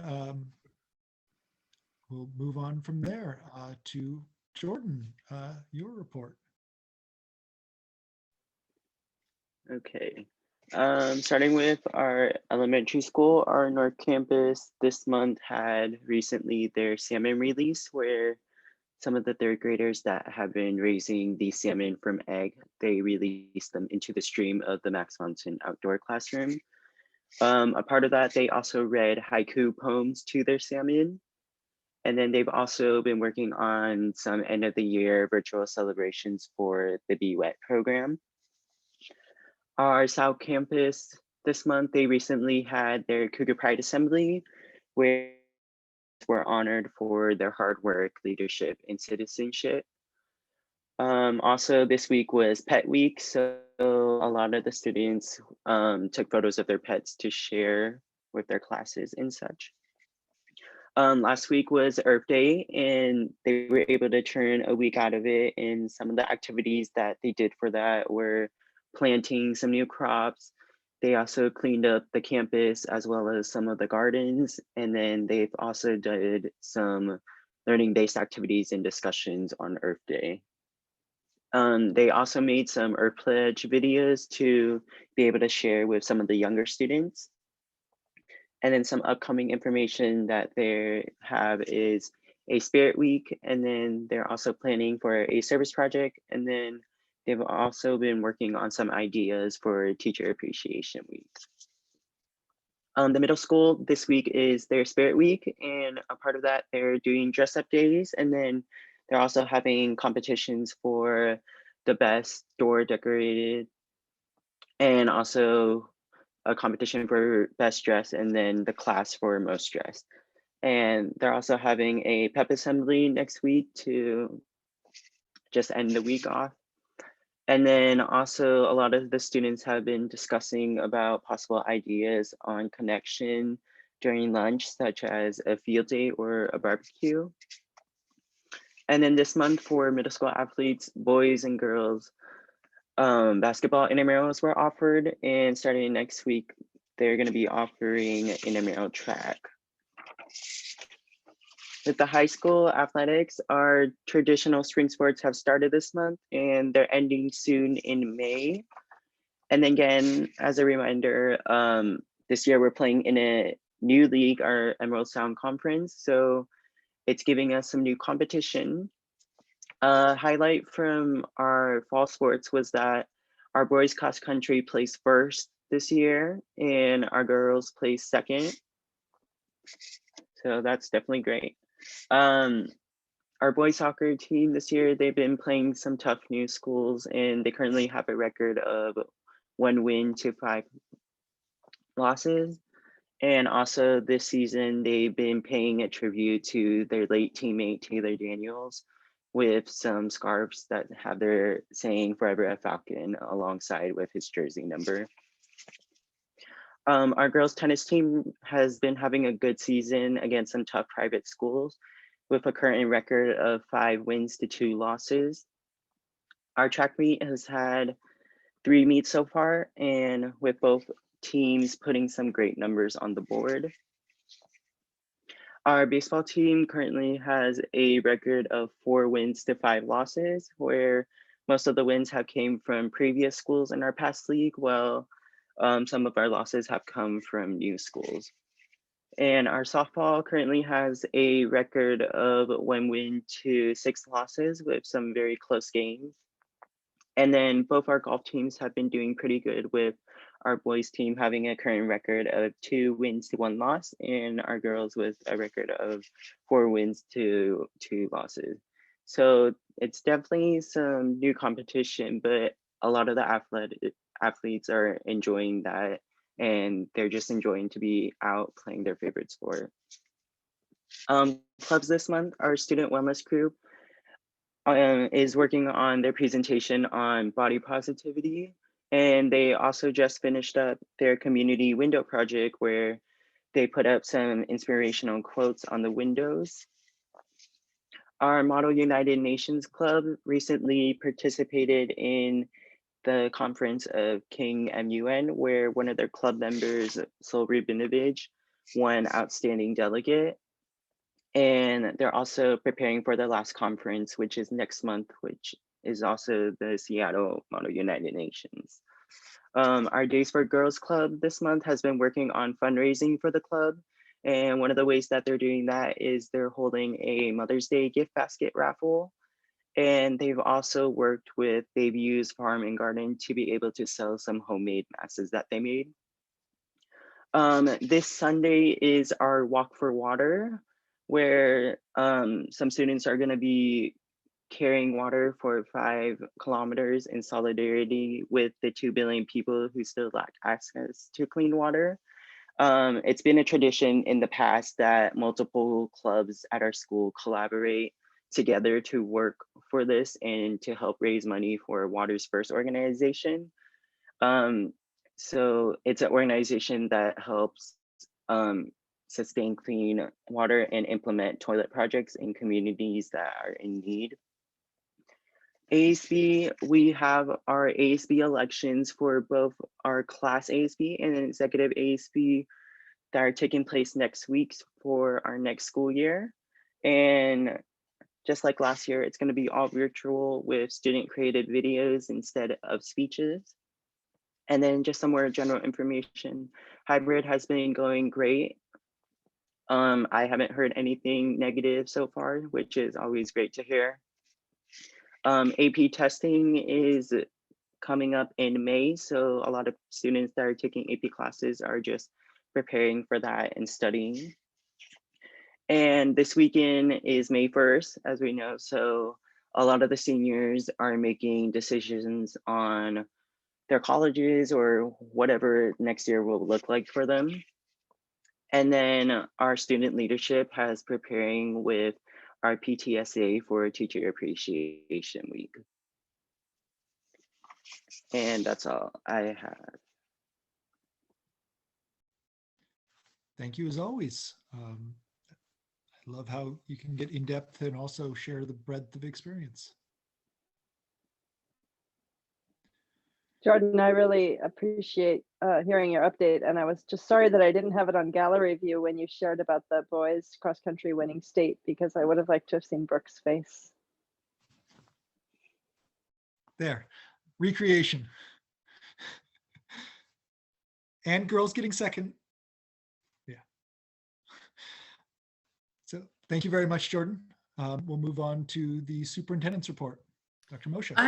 I'm going to defer. I'm going to bring in Gail Lavasser for 2 minutes. She's got an update and you've heard enough from me. So Gail's going to share her screen and quickly share what's happening around the mural. Hello, hello. I was here several months ago and talked about a mural project happening at the community center, and I wanted to update you on it. I was invited to share the progress. So as you can see behind me, I made a virtual screen. I'm not really standing out there. It's actually dark now, but this is what the wall now looks like. It's been professionally prepared and primed and ready for a muralist. Langley Creates, just a little reminder, received the funding from ArtsWA to provide this mural. We had 37 applications from all over the place, and 3 finalists were selected, and those 3 finalists were asked to submit a design. And then the design was sent out, shared with a community jury of cross representation of our community. And then one finalist was selected as the winner. And I will share it, share his design. It is his first design. There was a lot of input to have the design be a little bit more reflective in terms of colors regarding the Pacific Northwest and Whidbey Island. However, his design, by far and large, it was 78% of people that voted for it, was selected because of how he conveyed some of the components that we asked for that had to do with a sense of community, equity, showing inclusion. And so I will let it speak for itself and just share my screen. So this is the design that he presented. His name's Jeremy Jarvis. And this is actually his son and his son's friend that he used as models for these drawings. The input from the community is that these colors change and represent maybe the blues and the greens that represent our natural environment.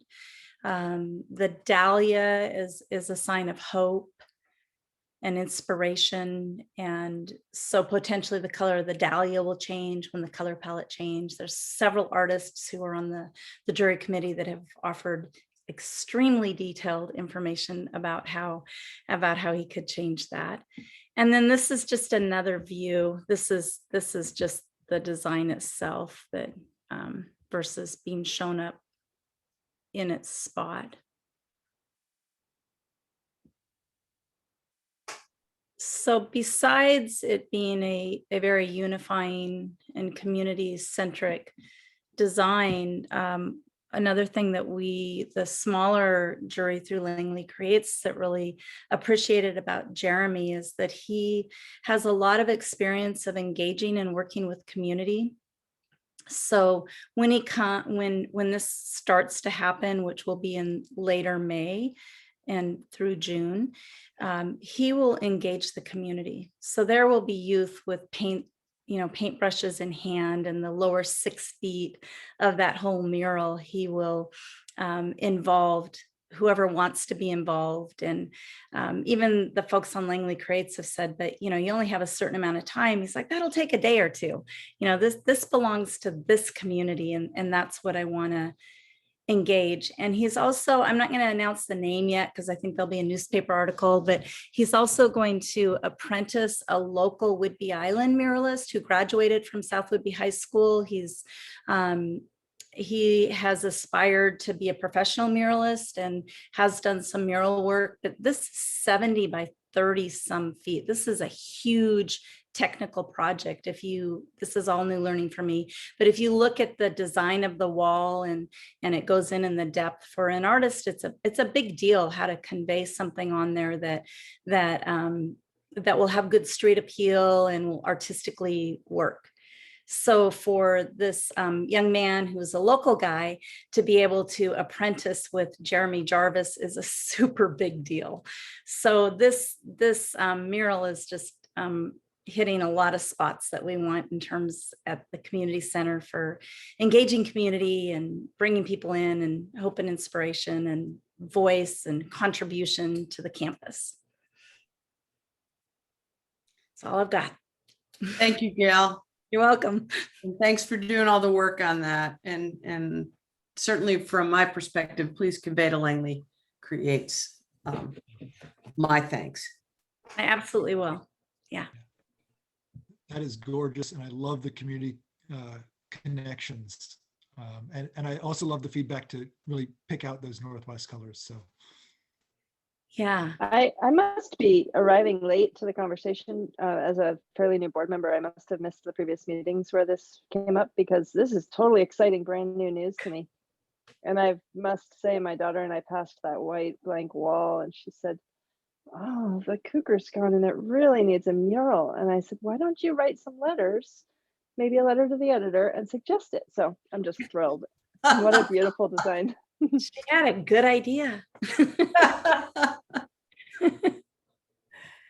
Yeah, just on a quick note there, Langley Creates, it's an art district and we're part of that. And so, yeah, I guess this conversation's been going on a couple of years now. So sorry about that, Marnie. Oh, no, no apology needed. I think I must have just missed the memo. I think it's awesome. It might have been right before you came on the board. I just did a presentation on Langley Creates and I shared that this was up and coming, and we've made the progress and it's happening. I feel like we started the conversation before the pandemic. It feels like it, but it was really in October. The funding was granted in October. It's only been that long. It feels like light years, I know. I swear we were in the boardroom, but I guess not. No.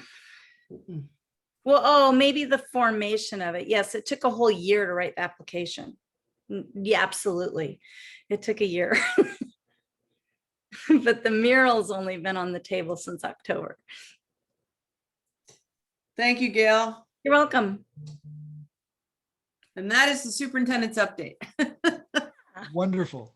Thank you. I appreciate the brevity and inspiring subject matter. Are there any board reports that folks would like to make? Seeing a shaking head. Jordan, you already gave your report. Okay. Yeah, I'll just say I heard a couple of updates in Mr. Pullman's financial update, that the budget report that tied to some of the recent outcomes of the legislative session. So that would have been what I would have spoken to, but Dan did it best. Thanks. Wonderful. Thank you. With that in mind, we will move to executive session lasting no longer than 2 hours. And oh my goodness, I hope it's less than that.